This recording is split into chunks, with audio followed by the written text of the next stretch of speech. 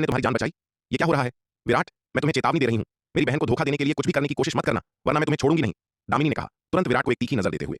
विराट अविश्वसनीय रूप से शक्तिशाली था, उसके पास कई भयानक तकनीकें थीं। यहाँ तक कि एक शिखर आरोहण लोक विशेषज्ञ भी उसे हरा नहीं सकता था। उसकी बहन रिया केवल एक महान क्षेत्र मार्शल आर्टिस्ट थी। उसने उसे कैसे बचाया होगा? सबसे संभावित स्पष्टीकरण यह था कि यह लड़का उसकी बहन के प्रति बुरे इरादे रखता था और जानबूझकर उसे जाल में फंसाने की कोशिश कर रहा था। दामिनी, क्या तुम दूसरों को अपने मान को से आंखना बंद कर सकती हो? तुम हमेशा इतनी शक्की रहती हो। विराट ने निशब्द होकर कहा। दीदी, विराट ने मुझसे झूठ नहीं बोला। वह गंभीर रूप से घायल था और हिमशिखर पर्वत में बेहोश पड़ा था, इसलिए मैंने उसे उठाया और बाहर ले आई। विराट ने न केवल मुझसे झूठ नहीं बोला, बल्कि उसने मुझे एक स्थानिक अंगूठी भी दी, जिसमें भारी मात्रा में गोलियां, जादुई हथियार, ताबीज व्यू, युद्ध कठपुतलियां और कुछ खेती तकनीकें और मार्शल आर्ट्स थे, जिनका अभ्यास आरोहण लोक के शिखर तक किया जा सकता है। ये ठीक उन्हीं खजानों के कारण है जो विराट ने मुझे दिए थे कि हमारा वर्मा कबीला एक के बाद एक आपदाओं से बचा रहा, वरना हम आज यहाँ नहीं होते। वर्मा कबीला शायद बहुत पहले ही प्रमुख बलराज और उसके कबीले के योद्धाओं द्वारा मिटा दिया गया होता, रिया ने जल्दी से समझाया। वह अब देख सकती थी कि उसकी बहन को विराट के बारे में काफी गलतफहमी थी। विराट, मैंने तुम्हें इस बार गलत समझा, मैं माफी मांगती हूँ। रिया की सफाई सुनने के बाद दामिनी ने तुरंत विराट से माफी मांगी। छोड़ो, माफी की कोई जरूरत नहीं, बस भविष्य में इतना शक मत करना, मैं आभारी रहूंगा। विराट ने हाथ हिलाया और कहा, हम्फ, मैं इस मामले के लिए तुम्हारी बहुत आभारी हूँ, लेकिन मुझे अभी भी तुम्हें चेतावनी देनी है, मेरी बहन के साथ कोई भी चालाकी मत करना। दामिनी ने नाक सिकोड़ी। दामिनी, तुम्हें क्या हो गया है? तुम युवा स्वामी विराट से ऐसे कैसे बात कर सकती हो? यह देखकर माता लीला ने भौहें सिकोड़ी। चाहे जो भी हो, विराट अमृत वर्षा आश्रम का शुभचिंतक था। भले ही वह उनके वर्मा कबीले के पूर्वज का मार्शल आर्ट उत्तराधिकारी था, वह उसके प्रति इतनी असभ्य नहीं हो सकती थी। माताजी, मैं दामिनी समझाने ही वाली थी कि माता लीला ने उसे बीच में ही रोक दिया। खैर, मुझे परवाह नहीं है कि तुम्हारे कारण क्या है। तुम्हें भविष्य में युवा स्वामी विराट के प्रति अधिक विनम्र होना होगा और तुम्हें रिया के मामलों में कम दखल देना चाहिए। वह युवा स्वामी विराट को पसंद करती है या नहीं, यह उसका मामला है, इससे तुम्हारा कोई लेना देना नहीं है। उन्होंने बहुत सख्ती से बात की। विराट जैसा युवा और सुंदर व्यक्ति अमृत वर्षा आश्रम के लिए एक बहुत ही वांछित दामाद था, लेकिन दामिनी उसे पाने की कोशिश करने के बजाय उसे दूर धकेल रही थी। माता लीला यह अनुमति नहीं दे सकती थी, इसलिए उन्होंने बिना किसी हिचकिचाहट के विराट के सामने दामिनी को फटकार लगाई। माताजी, आप नहीं जानती। माता लीला की बातें सुनकर दामिनी तुरंत चिंतित हो गई और आगे समझाना चाहती थी। हालांकि इससे पहले कि वह अपनी बात पूरी कर पाती, माता लीला ने उसे बीच में ही रोक दिया। बस, बहुत हो गया, तुम्हें और कुछ कहने की जरूरत नहीं है। माता लीला के दबंग शब्दों को सुनकर दामिनी को बहुत बुरा लगा। उसकी माताजी इस ठरकी आदमी के चरित्र को बिल्कुल नहीं समझती थीं। अगर उसने सचमुच उसकी बहन को शादी के लिए फंसा लिया, तो क्या यह उसे आग के गड्ढे में कूदते हुए देखने जैसा नहीं होगा? लेकिन माता लीला के सामने वह बहुत ढिठाई करने की हिम्मत नहीं कर सकती थी। हालांकि वह पहले ही आरोहण लोक में पहुंच चुकी थी और माता लीला से कहीं अधिक मजबूत थी, लेकिन माता लीला आखिरकार उनके वर्मा कबीले की पूर्वज थीं। वर्मा कबीले के बुजुर्गों ने बहनों को पालने के लिए भारी कीमत चुकाई थी। दामिनी इसे कभी नहीं भूली और इसलिए वह हमेशा माता लीला का बहुत सम्मान करती थी। विराट दामिनी को पूरी तरह से डांट खाते हुए देख मन ही मन बहुत खुश हुआ। यह कम दिमाग वाली लड़की हमेशा उसमें कमियां ढूंढती रहती थी। आज आखिरकार उसे उसका फल मिल ही गया। युवा स्वामी विराट अब यहाँ खड़े होकर बातें नहीं करते, चलिए आश्रम के अंदर चलते हैं। माता लीला ने मुस्कुराते हुए विराट की ओर मुड़कर कहा। ठीक है, चलिए माताजी, विराट ने जल्दी से जवाब दिया। फिर माता लीला के नेतृत्व में समूह अमृत वर्षा आश्रम की ओर उड़ गया। आश्रम में प्रवेश करने पर माता लीला ने एक भोज तैयार करवाया और विराट का गर्मजोशी से मनोरंजन किया। भोज के दौरान माता लीला ने विराट से दामिनी के साथ उसके संबंधों के बारे में विस्तार से पूछने के लिए दबाव डाला। लगातार दबाव डाले जाने पर विराट मना नहीं कर सका और उसने संक्षेप में बताया कि वह युमेश शाही शहर में दामिनी से कैसे मिला था। विराट का वृत्तांत सुनने के बाद माता लीला दामिनी को फिर से डांटे बिना नहीं रह सकी, यह कहते हुए कि वह एहसान फरामोश है। दामिनी को पूरी तरह से कोसा गया, लेकिन चूंकि यह व्यक्ति उसकी माताजी थी, इसलिए वह कठोर आलोचना किए जाने पर भी एक शब्द भी बोलने की हिम्मत नहीं कर सकी। इसलिए दामिनी ने इसके लिए विराट को जिम्मेदार ठहराया। भोज में उनकी बातचीत के दौरान माता लीला और रिया को मध्य महाद्वीप मार्शल आर्ट्स टूर्नामेंट के परिणामों के बारे में पता चला। वे यह जानकर बहुत खुश हुई कि दामिनी ने नवागंतुक सूची में शीर्ष 10 रैंकिंग हासिल की है और दांव संघ की दांव पुत्री बन गई है। इसके अलावा उन्हें बातचीत के दौरान तलवार संप्रदाय और विराट के बारे में कुछ समझ मिली। तलवार संप्रदाय की भयानक ताकत के बारे में जानकर वे हैरान और खुश दोनों थीं। भोज में विराट ने फिर से अमृत वर्षा आश्रम को दक्षिणी महाद्वीप में स्थानांतरित करने का मामला उठाया। विराट, मेरी राय में अमृत वर्षा आश्रम को दक्षिणी महाद्वीप में जाने की आवश्यकता नहीं है। दामिनी ने विराट को देखते हुए सुझाव दिया। तुम्हें पता है कि टेलीपोर्टेशन व्यूह कैसे स्थापित किया जाता है ना? तुम अमृत वर्षा आश्रम में ही एक व्यूह क्यों नहीं स्थापित कर देते, ताकि हम किसी भी समय दक्षिणी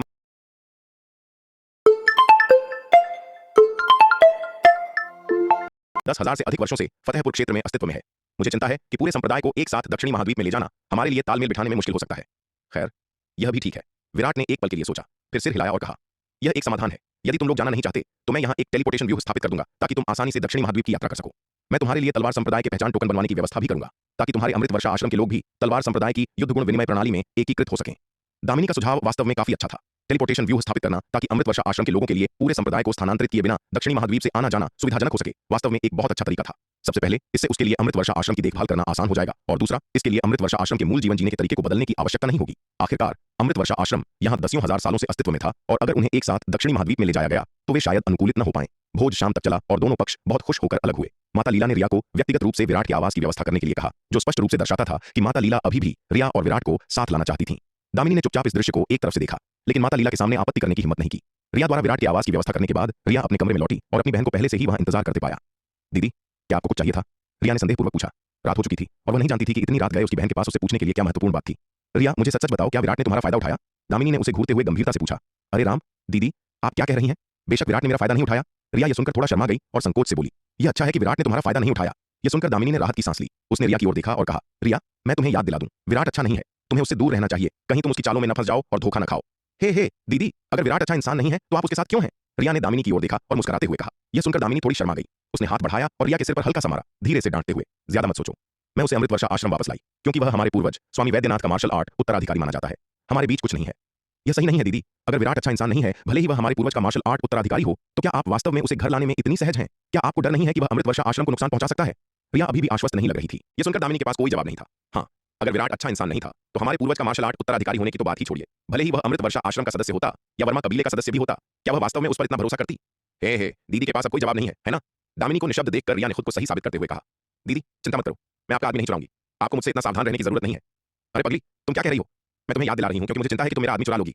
यह सुनकर दामिनी भड़क उठी। उसने रिया का कान पकड़ा और गुस्से से कहा, मैं तुम्हें बता दूं, हालांकि विराट अन्य तरीकों से अच्छा है, लेकिन वह पूरा ठरकी है। उसके आसपास पत्नियों और रखैलों का पूरा झुंड है। अगर तुम उसके बहकावे में आ गई, तो शायद तुम्हें रखैल का दर्जा भी न मिले। अगर तुमने अपने बड़ों की बात नहीं मानी, तो पछताओगी। अगर तुमने मेरी बातों को नजरअंदाज किया, तो जब तुम्हें बड़ा नुकसान होगा, तब पछताने के लिए बहुत देर हो चुकी होगी। आउच आउच आउच दीदी, छोड़ो। कान पकड़े जाने पर रिया बार बार चिल्लाई, हम देखती हूं कि तुम दोबारा बकवास करने की हिम्मत करती हो या नहीं, शैतान लड़की। दामिनी ने रिया का कान छोड़ते हुए नाक से कोड़ी। दीदी, मैं बकवास कैसे कर रही हूं? अगर विराट ठरकी होता, तो आप अब तक उससे कैसे बच गई? रिया ने अपना कान मलते हुए कहा। रिया की बातों पर दामिनी फिर से निशब्द हो गई। हे, मुझे लगता है कि बस आप विराट को बहुत ज्यादा गलत समझती हैं, इसलिए आप हर समय इतनी शक्की रहती हैं। मेरी राय में विराट वास्तव में एक अच्छा इंसान है। उसने मुझे कई खजाने दिए, लेकिन उसने कभी मुझ पर बुरी नजर नहीं डाली। रिया फिर से खिलखिलाकर हंसी। मुझे लगता है कि तुम उस पर पूरी तरह से मोहित हो गई हो, हमेशा उसकी तारीफ करती रहती हो। दामिनी ने चिढ़कर उसके सिर पर मारते हुए कहा, दीदी, क्या आपको कोई खजाना चाहिए? मैं आपके साथ आधा बांट सकती हूँ। रिया इस विषय पर बहस जारी नहीं रखना चाहती थी, इसलिए उसने विषय बदल दिया। तुम्हारे पास कितने खजाने हैं और तुम मेरे साथ आधा बांटना चाहती हो? दामिनी ने उसे देखते हुए चिढ़कर कहा, उन्हें अपने लिए रखो और अपनी साधना पर ध्यान दो। जितनी जल्दी हो सके आरोहण लोक में जाने की कोशिश करो। इस दुनिया में आरोहण लोक से नीचे वाले सभी कीड़े मकोड़े हैं। केवल आरोहण लोक में वास्तव में प्रवेश करके ही कोई मुश्किल से खुद को बचाने की शक्ति रखने वाला माना जा सकता है। मध्य महाद्वीप मार्शल आर्ट्स टूर्नामेंट में भाग लेने के पिछले कुछ वर्षों में उसने बहुत सारी शक्तिशाली हस्तियों को देखा था और बहुत सारी चीजों का अनुभव किया था। इन पिछले कुछ वर्षों के अनुभव उसके पूरे जीवन से कहीं अधिक समृद्ध और रोमांचक थे। और इस मध्य महाद्वीप मार्शल आर्ट्स टूर्नामेंट ने उसे गहराई से यह भी एहसास कराया था कि मध्य महाद्वीप में आरोहण लोक में जाए बिना कोई वास्तव में एक कीड़ा मात्र है, जो एक सच्चे बिजली घर के खिलाफ पूरी तरह से शक्तिहीन है। दीदी, विराट ने मुझे वास्तव में बहुत सारे खजाने दिए हैं। मेरा विश्वास नहीं? देखो। रिया ने विराट द्वारा दी गई स्थानिक अंगूठी दामिनी को सौंप दी। दामिनी ने कुछ संदेह के साथ स्थानिक अंगूठी ली और अपनी दिव्य चेतना से उसे स्कैन किया। लेकिन जब उसने अंदर खजानों और संसाधनों का पहाड़ देखा, तो वह जम गई। काफी देर बाद दामिनी ने गहरी सांस ली, अपने सदमे को दबाते हुए। काफी समय से तलवार संप्रदाय में रहने के बाद दामिनी अच्छी तरह जानती थी कि इस स्थानिक अंगूठी के अंदर मौजूद खजाने और संसाधन कितने कीमती थे। अंदर खजानों और संसाधनों की भारी मात्रा एक शिखर आरोहण लोक विशेषज्ञ को भी पागल करने के लिए पर्याप्त थी। अपनी बहन की तुलना में उसकी अपनी संपत्ति बहुत कम थी। अपनी बहन के लिए विराट के उपहार वास्तव में उदार थे।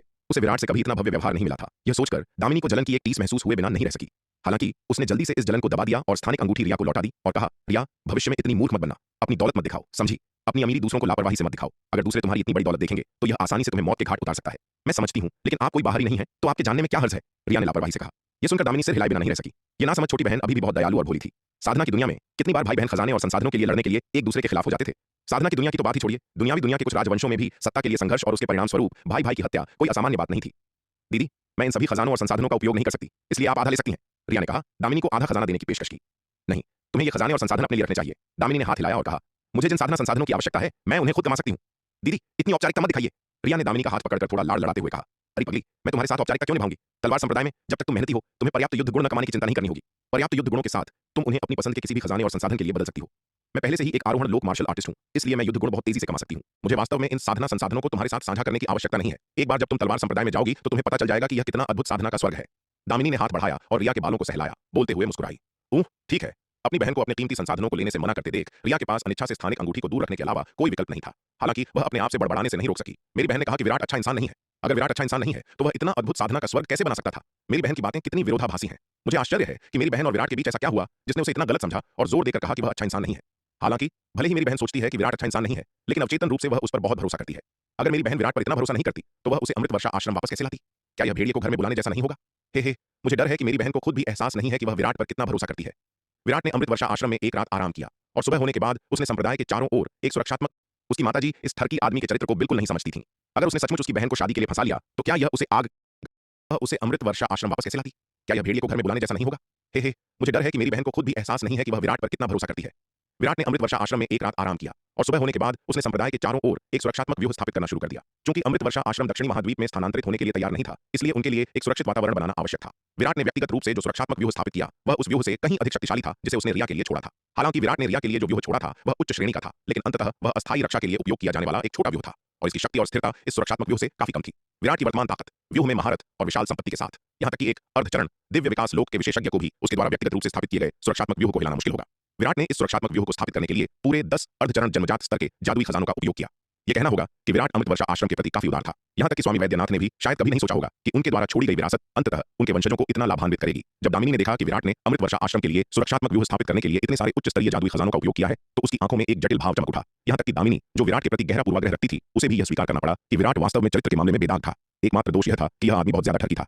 अगर यह कमी न होती तो उसे लगभग एक आदर्श व्यक्ति माना जा सकता था। विराट ने अमृतवर्षा आश्रम के लिए सुरक्षात्मक व्यूह को पूरा करने में 3 दिन बिताए, जिससे यह लगभग पूरा हो गया। लेकिन ठीक उसी समय जब सुरक्षात्मक व्यूह पूरा होने वाला था, विराट ने अचानक अपना सिर घुमाया और अमृतवर्षा आश्रम के बाहर आसमान की ओर देखा। दूर क्षितिज पर लाल लबादे पहने योद्धाओं का एक समूह तेजी से उनकी ओर उड़ रहा था। वहां कम से कम 50 या 60 लोग थे और वे सभी आरोहण लोक के विशेषज्ञ थे। जब वे पास आए तो विराट ने नेता को पहचान लिया। उसे आश्चर्य हुआ। यह रक्तपिशाच संप्रदाय का छोटा मालिक जालिम सिंह था। जालिम सिंह को देखते ही विराट की आंखें सिकुड़ गईं। किस्मत का कैसा खेल है। वह अमृतवर्षा आश्रम में अप्रत्याशित रूप से इस बदमाश से फिर टकरा गया था। एक दशक से अधिक समय से मध्य महाद्वीप के दक्षिणी हिस्से में रक्तपिशाच संप्रदाय की सेनाओं का दिव्य पवन महल और दाव संघ द्वारा लगातार सफाया किया जा रहा था। जालिम सिंह को बार बार खदेड़ा गया और भागने पर मजबूर किया गया, फिर भी वह यहाँ था, फतेहपुर इलाके में। सिर्फ 10 साल से कुछ ज्यादा समय में जालिम सिंह की साधना वास्तव में मध्य आरोहण लोक में पहुंच गई थी। इस समय दामिनी ने भी पास आते दुश्मन को महसूस किया और तुरंत अमृतवर्षा आश्रम के ऊपर आसमान में पहुंच गई। जब उसने आरोहण लोक के रक्तपिशाच संप्रदाय के योद्धाओं के बड़े समूह को देखा तो उसका चेहरा तुरंत गंभीर हो गया। इतने सारे रक्तपिशाच संप्रदाय के विशेषज्ञों के हमला करने पर अगर लड़ाई छिड़ गई तो क्या यह अमृतवर्षा आश्रम को प्रभावित नहीं करेगी? यह सोचकर दामिनी आगे बढ़ी। रक्तपिशाच संप्रदाय के योद्धाओं की ओर बढ़ने वाली थी। हालांकि जैसे ही वह आगे बढ़ी, विराट ने उसे पकड़ लिया। दामिनी, तुम क्या कर रही हो? क्या तुम जीने से थक गई हो जो अपनी मौत की तरफ भाग रही हो? विराट ने चिढ़कर कहा। मुझे उन्हें रोकना होगा ताकि वे अमृतवर्षा आश्रम में आकर मेरे शिष्यों को नुकसान न पहुंचा सकें। दामिनी ने भौहें सिकोड़ी और कहा, अपनी ताकत के साथ तुम्हें लगता है कि तुम इतने सारे रक्तपिशाच संप्रदाय के विशेषज्ञों को रोक सकती हो? दामिनी, क्या तुम खुद पर बहुत ज्यादा भरोसा नहीं कर रही हो? विराट ने उसकी ओर देखा और कहा। जालिम सिंह की ताकत एक साधारण मध्य आरोहण लोक विशेषज्ञ से कहीं ज्यादा थी। जब उसने प्रारंभिक आरोहण लोक में प्रवेश किया था तब उसके पास पहले से ही एक साधारण शिखर आरोहण लोक विशेषज्ञ के बराबर ताकत थी। अब वह मध्य आरोहण लोक में पहुंच गया है। पिछले 10 वर्षों में उसने अनगिनत जाने ली है। जालिम सिंह की ताकत शायद एक शीर्ष स्तरीय शिखर आरोहण लोक विशेषज्ञ के बराबर है। हालांकि दामिनी मजबूत है, लेकिन वह निश्चित रूप से जालिम सिंह का मुकाबला नहीं कर सकती। मुझे उसे रोकना होगा, भले ही मैं न कर सकूं। मैं बस खड़े होकर अपने अमृतवर्षा आश्रम के शिष्यों को चोटिल होते नहीं देख सकती। दामिनी ने नाक सिकोड़ी। कृपया, क्या तुम अपने दिमाग का इस्तेमाल कर सकती हो? तुम्हें क्या लगता है कि मैं पिछले कुछ दिनों से अमृतवर्षा आश्रम के लिए सुरक्षात्मक व्यूह स्थापित करने के साथ खेल रहा हूं? मेरे यहां होते हुए मैं यह सुनिश्चित कर सकता हूं कि अमृतवर्षा आश्रम के लोग घायल न हो। विराट ने निशब्द होकर कहा। जब वे बात कर रहे थे, माता लीला और रिया ने भी पास आते रक्तपिशाच संप्रदाय के विशेषज्ञों को महसूस किया। वे दोनों आसमान में उड़े और विराट और दामिनी के पास आ गए। वाह, इस बार इतने सारे रक्तपिशाच संप्रदाय के योद्धा हैं। यह एक अच्छा शो होने वाला है। रिया ने उत्साहित होकर कहा। बिल्कुल भी आश्चर्यचकित नहीं, क्योंकि वह रक्तपिशाच संप्रदाय के योद्धाओं को तेजी से उनकी ओर उड़ते हुए देख रही थी। पिछली बार उन रक्तपिशाच संप्रदाय के योद्धाओं के खिलाफ विराट और दामिनी की लड़ाई ने रिया के क्षितिज को व्यापक बना दिया था, जिससे उसे पता चला कि सच्चे बिजलीघरों के बीच लड़ाई कितनी रोमांचक हो सकती है। दुर्भाग्य से एल्डर युवराज और रमन द्वारा लाए गए रक्तपिशाच संप्रदाय के योद्धा बहुत कमजोर थे। वे भागने से पहले विराट और दामिनी का लंबे समय तक सामना नहीं कर सके, जिससे उसे कोई संतुष्टि नहीं मिली। इस बार रक्तपिशाच संप्रदाय के योद्धाओं की संख्या पिछली बार से दोगुनी थी। निश्चित रूप से वे पहले की तरह बेकार नहीं होंगे। आज वह अपनी आंखों से एक वास्तव में शानदार लड़ाई देख सकती थी। रिया की बातें सुनकर विराट और दामिनी के चेहरे काले पड़ गए। बहन, जल्दी वापस जाओ, रास्ते में बताओ। दामिनी ने उसे घूरा और चढ़कर कहा। यह ना समझ बहन, वह बहुत शर्मनाक है। वास्तव में ऐसी बिना दिमाग वाली बातें कह रही है। क्या उसे लगता है कि यह बच्चों का खेल है या कि यहाँ कोई तमाशा होने वाला है? नहीं, मैं भी देखना चाहती हूँ कि तुम लोग कैसे लड़ते हो। रिया ने कुछ अनिच्छा से कहा। कुमारी रिया, आपको जल्दी वापस जाना चाहिए। यहाँ मत रुकिए। इस बार जो दुश्मन आए हैं वे पिछली बार से बिल्कुल अलग हैं। क्या आपने देखा? उनका नेता जालिम सिंह है, रक्तपिशाच संप्रदाय का छोटा मालिक। उसकी ताकत साधारण मध्य आरोहण लोक मार्शल आर्टिस्ट से कहीं ज्यादा है। एक बार लड़ाई छिड़ गई तो मैं आपकी रक्षा नहीं कर पाऊंगा। विराट ने भी सलाह दी। विराट की बातें सुनकर दामिनी, माता लीला और रिया सभी बहुत हैरान हुए। युवा स्वामी विराट, आपने कहा कि समूह का नेतृत्व करने वाला युवक रक्तपिशाच संप्रदाय का छोटा मालिक है? माता लीला ने बड़े आश्चर्य से पूछा। बिल्कुल सही। इस बदमाश ने अनगिनत पाप किए हैं। मध्य महाद्वीप के दक्षिणी हिस्से में उसने अनगिनत शहरों की बलि दी है, जिससे अनगिनत निर्दोष लोगों की मौत हुई है। लेकिन यह बदमाश बहुत मजबूत और चालाक है। दिव्य पवन महल और दाव संघ के विशेषज्ञों ने बार बार उसका पीछा किया है, लेकिन वह हमेशा बच निकला है। मुझे उम्मीद नहीं थी कि वह वास्तव में मध्य महाद्वीप के पूर्वी हिस्से में भाग जाएगा। विराट ने समझाया। युवा स्वामी विराट, अगर हम उन्हें बाद में नहीं रोक सके तो कृपया दामिनी और रिया को ले जाना सुनिश्चित करें। यह सुनकर माता लीला का दिल बैठ गया और उन्होंने विनती करते हुए विराट की ओर देखा। माता जी, आपको बहुत ज्यादा चिंता करने की जरूरत नहीं है। हालांकि जालिम सिंह मजबूत है, लेकिन मैं उससे नहीं डरता। जब तक आप सुरक्षात्मक पहाड़ी व्यूह के अंदर रहती हैं और इधर उधर नहीं भागती, तब तक आप ठीक रहेंगी। विराट ने मुस्कुराते हुए कहा। वे लगभग आ गए हैं। माता जी, कुमारी रिया, आपको जल्दी वापस जाना चाहिए। मुझे सुरक्षात्मक पहाड़ी व्यूह को सक्रिय करना है, बाकी मुझ पर छोड़ दीजिए। युवा स्वामी विराट, कृपया सावधान रहें। माता लीला ने गंभीरता से कहा। हाँ, मैं रहूंगा माता जी, चिंता न करें। विराट ने सिर हिलाया। रिया, चलो। माता लीला ने रिया को खींचा। ओह, रिया ने सहमति में सिर हिलाया। विराट की बातें सुनकर उसे स्थिति की गंभीरता का एहसास हुआ और अब मजाक में शामिल होने की हिम्मत नहीं हुई और चुपचाप माता लीला के पीछे अमृतवर्षा आश्रम में चली गई। जैसे ही माता लीला और रिया अमृतवर्षा आश्रम लौटी, विराट ने एक हस्त मुद्रा बनाई, जिससे तुरंत अमृतवर्षा आश्रम का सुरक्षात्मक व्यूह सक्रिय हो गया। हालांकि सुरक्षात्मक व्यूह अभी पूरी तरह से स्थापित नहीं हुआ था, लेकिन यह अपनी शक्ति का एक हिस्सा छोड़ने के लिए पहले से ही काफी शक्तिशाली था। सिर को काट रही थी। अंत में विराट हवा में उछला, अपनी तलवार को झरने में नीचे गिरा दिया। बूम! तलवार से एक अतुलनीय रूप से भयानक तलवार की ऊर्जा निकली, पानी से टकराई और तुरंत झरने में 50,000 हाथ लंबी खाई को काट दिया। खाई के दोनों ओर से ऊंची लहरें सभी दिशाओं में उमड़ पड़ी, जैसे कोई ज्वार नीचे गिर रहा हो। यहाँ तक कि झरने का यह हिस्सा अस्थायी रूप से विराट के तलवार के हमले से अवरुद्ध हो गया था। काफी देर बाद झरने का प्रवाह फिर से शुरू हुआ। विराट ने अपनी तलवार को म्यान में रखा और हवा में लटका रहा। उसकी पिशाच संप्रदाय के योद्धाओं के एक समूह का नेतृत्व करते हुए आश्रम के ऊपर आ पहुंचा। विराट, तुम यहाँ? विराट को देखते ही जालिम सिंह के चेहरे पर आश्चर्य का भाव आ गया। उसे एल्डर युवराज से खबर मिली थी कि अमृतवर्षा आश्रम में एक रहस्यमयी व्यक्ति छिपा है, जिसने रक्तपिशाच संप्रदाय के 20 से अधिक आरोहण लोक के विशेषज्ञों को मौत के घाट उतार दिया था। यह सुनते ही जालिम सिंह गुस्से से आग बबूला हो गया था। उनकी हिम्मत कैसे हुई उसके रक्तपिशाच संप्रदाय के इतने सारे आरोहण लोक विशेषज्ञों को मारने की? यह अक्षम्य अपराध था। वह जो कोई भी था, उसे इसकी कीमत चुकानी ही थी। इसलिए जालिम सिंह ने अपने आसपास मौजूद रक्तपिशाच संप्रदाय के कई विशेषज्ञों को इकट्ठा किया और अमृतवर्षा आश्रम पर पूर्ण पैमाने पर हमला बोल दिया। हालांकि उसे यह देखकर बेहद हैरानी हुई कि वह व्यक्ति कोई और नहीं बल्कि उसका पुराना दुश्मन विराट था। विराट ने बार बार उसकी योजनाओं को विफल किया था और यहाँ तक कि एक भयानक हत्यारा व्यूह भी बिछाया था, जिसने लगभग उसकी जान ही ले ली थी। जालिम सिंह के मन में विराट के लिए गहरी नफरत भरी हुई थी। अब जब दुश्मन आमने सामने मिले तो उनकी आंखों में नफरत का होना स्वाभाविक ही था। उम्मीद नहीं थी ना जालिम सिंह, तुम पहले 2 बार बच निकले और आज तुम खुद अपना सिर चढ़ाने मेरे दरवाजे पर आ गए। बहुत अच्छे, बहुत अच्छे। विराट ने जालिम सिंह की ओर देखा और व्यंग्य से हंसा। क्या? युवा मालिक लगभग इस हरे वस्त्र वाले युवक के हाथों मारे गए थे? ये कैसे हो सकता है? विराट के शब्द सुनकर सभी का दिल सदमे से भर गया, खासकर एल्डर युवराज और रमन, जो अपनी कल्पना से भी ज्यादा हैरान थे। ये सोचकर कि उन्होंने ऐसे भयानक व्यक्ति का सीधे सामना करने की सोची थी, एल्डर युवराज के पसीने छूट गए। ऐसा लगता है कि मौत के मुंह से उनका पिछला बचना वास्तव में केवल किस्मत का खेल था। विराट, इतना घमंड मत करो। पिछली बार मैं बस तुम्हारी चाल में फंस गया था। क्या तुम्हें सच में लगा कि तुम जैसी चींटी मेरा मुकाबला कर सकती है? आज मैं ये सुनिश्चित करूंगा कि तुम्हें कैफन भी नसीब न हो और तुम्हें अपनी असली ताकत दिखाऊंगा। जालिम सिंह ने विराट को घूरा। उसका चेहरा बेहद डरावना हो गया था। विराट द्वारा साजिश का शिकार होना और लगभग मारा जाना उसके जीवन का सबसे बड़ा अपमान था। आज विराट ने सार्वजनिक रूप से उसकी कमजोरी को उजागर कर दिया था। जालिम सिंह इसे और कैसे बर्दाश्त कर सकता था? मार डालो इसे। जालिम सिंह ने अपने आसपास के रक्त पिशाच संप्रदाय के योद्धाओं को कड़े तेवर के साथ आदेश दिया। इस बार वह अपने साथ पूरे 60 आरोहण लोक के विशेषज्ञों को लाया था, जिनमें 20 मध्य आरोहण लोक के विशेषज्ञ शामिल थे। इतनी शक्तिशाली सेना अगर एक युद्ध व्यूह बना ले तो आसानी से एक अर्धचरण दिव्य विकास लोक विशेषज्ञ से भी लड़ सकती थी। जालिम सिंह का आदेश सुनते ही रक्त पिशाच संप्रदाय के योद्धा विराट की ओर लपके। हालांकि उनके सामने खड़ा युवक केवल एक मामूली अर्धचरण महान क्षेत्र का कल्टीवेटर था, फिर भी वह एक निर्दयी व्यक्ति था जिसने उनके युवा मालिक को लगभग मार डाला था। इसलिए उन्होंने जरा भी लापरवाही करने की हिम्मत नहीं की। इसके अलावा जब एल्डर युवराज ने पहले रिपोर्ट दी थी तो उन्होंने कहा था कि इस हरे वस्त्र वाले युवक और काले कपड़ों वाली महिला ने मिलकर उनके रक्त पिशाच संप्रदाय के 20 से अधिक आरोहण लोक विशेषज्ञों को मार डाला था। ताकत का यह स्तर स्पष्ट रूप से सामान्य अर्धचरण महान क्षेत्र के योद्धाओं से कहीं अधिक था। इसलिए इन रक्त पिशाच संप्रदाय के योद्धाओं ने तुरंत लड़ने के लिए एक युद्ध व्यूह बनाने की कोशिश की। लेकिन विराट उन्हें इतनी आसानी से युद्ध व्यूह बनाने देने वाला नहीं था। एक बार जब दुश्मन युद्ध व्यूह बना लेता तो समान संख्या वाले योद्धाओं की संयुक्त युद्ध शक्ति 10 गुना बढ़ जाती। इसलिए जिस पल इन रक्त पिशाच संप्रदाय के योद्धाओं ने हमला किया, विराट ने भी उसी समय हमला बोल दिया। उसने अपना हाथ बढ़ाया, एक 9वें दर्जे का उच्च गुणवत्ता वाला जादुई तलवार हथियार निकाला और रक्त पिशाच संप्रदाय के योद्धाओं के समूह की ओर दौड़ पड़ा। व्यूह रचनाओं में विराट की महारत असाधारण थी। वह तुरंत इन रक्त पिशाच संप्रदाय के योद्धाओं द्वारा बनाए गए युद्ध व्यूह में खामियों को भांप सकता था। इसलिए उसने विशेष रूप से इन कमजोरियों को निशाना बनाया, तुरंत उनके गठन को बाधित कर दिया और उन्हें वास्तव में एक युद्ध व्यूह स्थापित करने से रोक दिया। विराट का हमला देखकर दामिनी भी शांत नहीं बैठी। उसने अपनी लंबी तलवार खींची और रक्त पिशाच संप्रदाय के योद्धाओं की ओर दौड़ पड़ी। दामिनी की ताकत काफी थी। हालांकि उसने हाल ही में शुरुआती आरोहण लोक में प्रवेश किया था, फिर भी वह उसी स्तर के सामान्य योद्धाओं की पहुंच से बहुत दूर थी। यहां तक कि मध्य आरोहण लोक वाले रक्त पिशाच संप्रदाय के योद्धा भी आमने सामने की स्थिति में उसका मुकाबला नहीं कर सकते थे। विराट के हमलों के तहत रक्त पिशाच संप्रदाय के योद्धा वास्तव में युद्ध व्यूह बनाने में असमर्थ थे। इसके बजाय विराट और दामिनी के संयुक्त हमले के तहत वे अव्यवस्था में पड़ गए और कई मारे गए। यह देखकर जालिम सिंह का चेहरा काला पड़ गया। इस छोटे जानवर की ताकत में आश्चर्यजनक रूप से तेजी से सुधार हुआ था। उसकी वर्तमान ताकत शायद एक सामान्य देर के चरण वाले आरोहण लोक विशेषज्ञ के बराबर थी। यह देखकर कि रक्त पिशाच संप्रदाय के योद्धा विराट को वश में करने में असमर्थ थे, जालिम सिंह आगे बढ़ा और तुरंत व्यक्तिगत रूप से विराट पर हमला कर दिया। उसे उम्मीद नहीं थी कि रक्त पिशाच संप्रदाय के योद्धा विराट को मार डालेंगे। वह केवल यह चाहता था कि वे विराट की ताकत का परीक्षण करें। विराट को इस कदम का पहले से ही अंदेशा था। जिस पल जालिम सिंह ने हमला किया, विराट ने अपना हाथ लहराया और एक विशाल पुतला उसके सामने प्रकट हो गया। जालिम सिंह का हमला इस देर के चरण वाले आरोहण लोक के अंधकार दानव वंश के पुतले से टकराया। जालिम सिंह के अविश्वसनीय रूप से शक्तिशाली हमले ने केवल देर के चरण वाले आरोहण लोक के अंधकार दानव पुतले को दर्जनों मील दूर उड़ा दिया। उस पर एक खरोंच भी नहीं आई। अंधकार दानव पुतले की मजबूत रक्षा को देखते हुए दिव्य विकास लोक से नीचे के योद्धाओं के लिए इसकी बाहरी सुरक्षा को भेदना और वास्तविक क्षति पहुंचाना बेहद मुश्किल था। केवल शीर्ष स्तरीय अर्धचरण दिव्य विकास लोक के विशेषज्ञ ही ऐसा कर सकते थे। जबकि जालिम सिंह मजबूत था, वह स्पष्ट रूप से उस स्तर तक नहीं पहुंचा था। यह देखकर जालिम सिंह के चेहरे का रंग थोड़ा बदल गया। इस छोटे जानवर को इतना शक्तिशाली पुतला कहां से मिला? इसके अलावा यह अविश्वसनीय रूप से शक्तिशाली पुतला एक दानव के शव से बना प्रतीत होता था। इस छोटे जानवर में इतनी धृष्टता थी कि उसने ऐसा काम करने की हिम्मत की। क्या उसे डर नहीं था कि दानव उसे नष्ट कर देंगे? जालिम सिंह ने ठंडी सांस ली और अपनी कलाई के एक झटके के साथ उसने एक लंबी खून जैसी लाल तलवार खींच ली। जैसे ही खून जैसी लाल तलवार खींची गई, इसकी खून की प्यासी आभा आसमान तक उमड़ पड़ी, जिसने तुरंत पूरे आकाश को गहरा लाल कर दिया। यह देखकर विराट के चेहरे का रंग उड़ गया। दामिनी, जल्दी वापस जाओ। विराट दामिनी की ओर लपका, उसे पकड़ा और नीचे अमृत वर्षा आश्रम की ओर फेंक दिया। उसे पहाड़ की रक्षा करने वाले व्यूह द्वारा बनाई गई सुरक्षात्मक प्रकाश ढाल में धकेल दिया। जब जालिम सिंह ने अपना खूनी ब्लेड निकाला तो विराट जानता था कि दामिनी अब आने वाली लड़ाई का हिस्सा नहीं रह सकती। जालिम सिंह के हाथ में वह खूनी ब्लेड स्पष्ट रूप से एक शीर्ष स्तरीय 9वें दर्जे का जादुई हथियार था, जिसकी शक्ति कुछ सामान्य अर्धचरण जन्मजात जादुई हथियारों के बराबर भी थी। सबसे भयानक बात यह थी कि खूनी ब्लेड में स्पष्ट रूप से एक अविश्वसनीय रूप से शक्तिशाली रक्त भक्षक क्षमता थी। दामिनी अपनी ताकत के साथ शायद इस भयानक खूनी ब्लेड के एक भी वार को झेल नहीं पाएगी। एक ही बार उसकी सारी जीवन ऊर्जा को पूरी तरह से निकल सकता था। इसलिए विराट उसे युद्ध के मैदान में रहने की अनुमति नहीं दे सकता था। तू छोटे जानवर, मरने के लिए तैयार हो जा। जालिम सिंह ने दहाड़ लगाई। उसका चेहरा गुस्से से विकृत हो गया था और उसने अपना खूनी ब्लेड घुमाया। इस प्रहार के साथ एक अविश्वसनीय रूप से भयानक गहरी लाल ब्लेड की रोशनी ने मानो पूरी दुनिया को 2 हिस्सों में चीर दिया। इस भयानक गहरी लाल रोशनी को अपनी ओर आते देख विराट ने सीधे सामना करने की हिम्मत नहीं की और जल्दी से अपने देर के चरण वाले आरोहण लोक के अंधकार दानव वंश के पुतले को ढाल बनाने के लिए नियंत्रित किया। धड़ाम! एक भयानक गहरी लाल रोशनी देर के चरण वाले आरोहण लोक के अंधकार दानव पुतले से टकराई, जिससे वह सैकड़ों मील दूर जा गिरा। इसके अलावा इस प्रहार ने वास्तव में पुतले की रक्षा को भेद दिया था, जिससे एक उथला घाव हो गया था। बेशक ऐसा उथला घाव पुतले के विशाल शरीर के लिए पूरी तरह से महत्वहीन था। भले ही जालिम सिंह 10 या 20 हजार बार प्रहार करे, फिर भी कोई ठोस नुकसान पहुंचाना मुश्किल होगा। यह देखकर जालिम सिंह की आंखें लाल हो गईं। यह खूनी ब्लेड उसे उसके पिता रक्त पिशाच संप्रदाय के प्रमुख द्वारा व्यक्तिगत रूप से प्रदान किया गया था, जब उसने मध्य चरण आरोहण लोक में प्रवेश किया था। इसकी अपार शक्ति के साथ वह एक अर्धचरण दिव्य विकास लोक विशेषज्ञ से भी लड़ने में पूरी तरह से सक्षम था। हालांकि जालिम सिंह विराट के मामूली पुतले की सुरक्षा को भी नहीं भेज सका, जो उसके लिए असहनीय था। गुस्से में आकर जालिम सिंह ने अपना खूनी ब्लेड लहराया और विराट पर एक उन्मादी हमला शुरू कर दिया। जालिम सिंह के लगातार हमलों का सामना करते हुए विराट ने उसका सीधा सामना करने की हिम्मत नहीं की। इसके बजाय उसने अपने देर के चरण वाले आरोहण लोक के अंधकार दानव वंश के पुतले को नियंत्रित करके जालिम सिंह के चारों ओर पैंतरेबाजी की।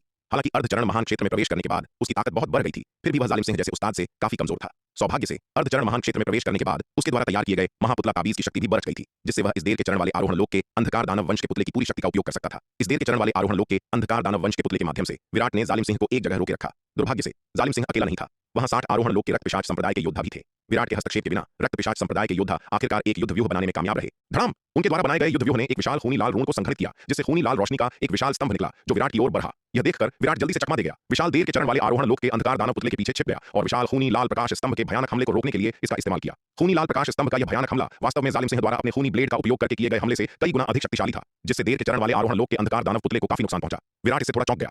तू छोटे जानवर, मरने के लिए तैयार हो जा। इसी पल जालिम सिंह को एक मौका दिखा। वह तुरंत आगे बढ़ा और अपनी तलवार से विराट पर वार कर दिया।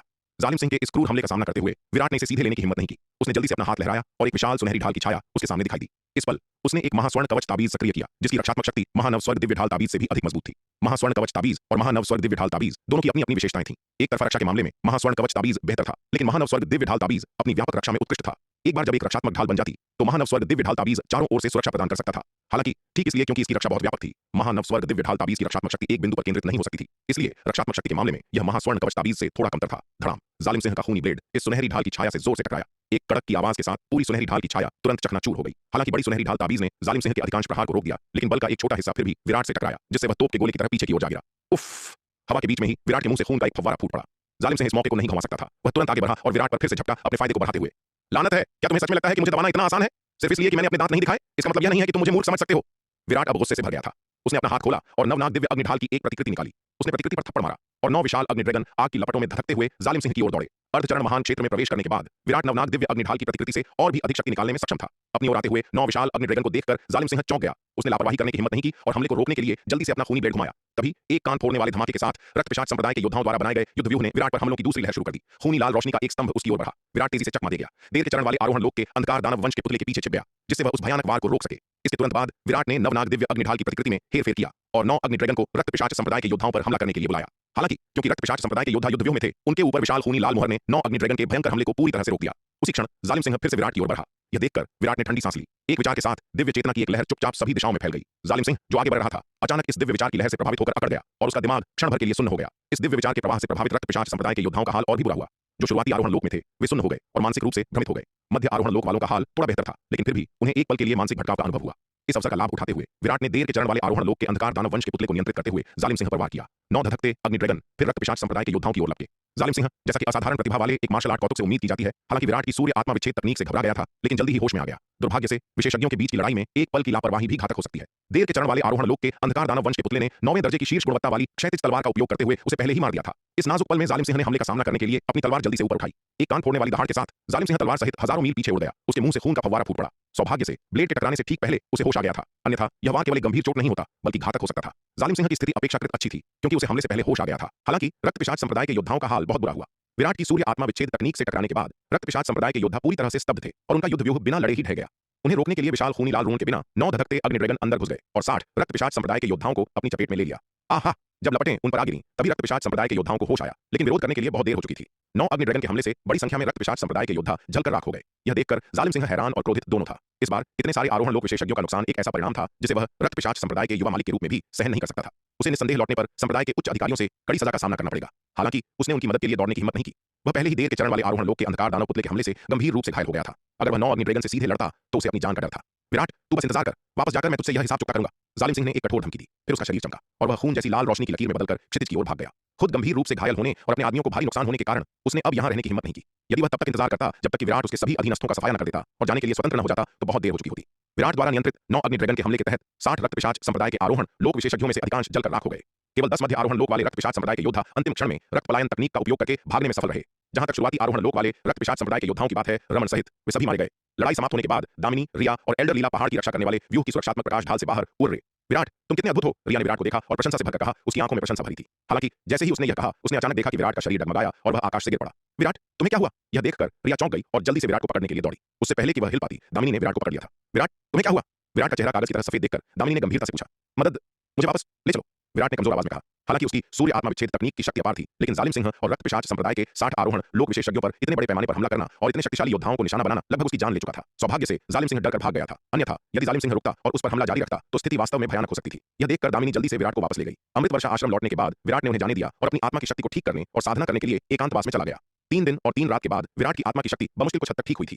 पिछली लड़ाई को याद करते हुए विराट को डर का एहसास हुआ। वह थोड़ा ज्यादा ही आत्मविश्वासी हो गया था और भविष्य में उसे ऐसे जोखिम भरे कारनामों से बचना चाहिए, अन्यथा वह आसानी से अपनी जान गंवा सकता था। इसके अलावा उसने भविष्य की यात्राओं में हमेशा शार्दुल, नीलिमा और हरित को अपने साथ लाने का संकल्प लिया और फिर से इतना लापरवाह नहीं होने का फैसला किया। विराट ने शुरू में सोचा था कि अमृत वर्षा आश्रम की उसकी यात्रा एक हल्की और आसान यात्रा होगी जिसमें कोई बड़ा खतरा नहीं होगा, इसलिए वह शार्दुल को साथ नहीं लाया था। दक्षिणी महाद्वीप लौटने के बाद शार्दुल अपने दिन तलवार संप्रदाय के सैन्य शिविर में बिताता था। जनरल जयपाल सिंह, जनरल बालक, मनीष और अन्य लोगों के साथ घूमता रहता था। उसे शिविर में मजे करते देख विराट ने उसे परेशान नहीं किया। जहां तक हरित का सवाल है, दक्षिणी महाद्वीप लौटने के बाद उसके पिता उसे बाहरी आकाश में तलवारबाजी का अभ्यास कराने के लिए ले गए थे और विराट ने फिर से उसे परेशान करने से परहेज किया। उसके पिता की साधना वर्तमान में तलवार संप्रदाय के लिए सबसे महत्वपूर्ण मामला था। केवल जब उसके पिता पर्याप्त मजबूत होंगे तभी तलवार संप्रदाय की रक्षा की जा सकती है और दाव संघ और 3 प्राचीन परिवारों के बुरे इरादे वाले लोगों को रोका जा सकता है। इसलिए जब तक कि यह कोई विशेष रूप से महत्वपूर्ण बात न हो, विराट अपने पिता की साधना में खलल नहीं डालेगा। जहां तक नीलिमा की बात है, वह हमेशा प्राचीन महाद्वीप की ओर भागती रहती थी और कोई नहीं जानता था कि वह सारा दिन क्या करती है। जब विराट जालिम सिंह और अन्य रक्त पिशाच संप्रदाय के योद्धाओं के खिलाफ लड़ा तो नीलिमा संयोग से अनुपस्थित थी। इसका मतलब था कि विराट को जालिम सिंह और रक्त पिशाच संप्रदाय के आरोहण लोक विशेषज्ञों के समूह से अकेले ही लड़ना पड़ा। वास्तव में ऐसा इसलिए था क्योंकि विराट को अपनी ताकत पर थोड़ा ज्यादा ही भरोसा था, अन्यथा यदि वह केवल पहाड़ की रक्षा करने वाले व्यूह की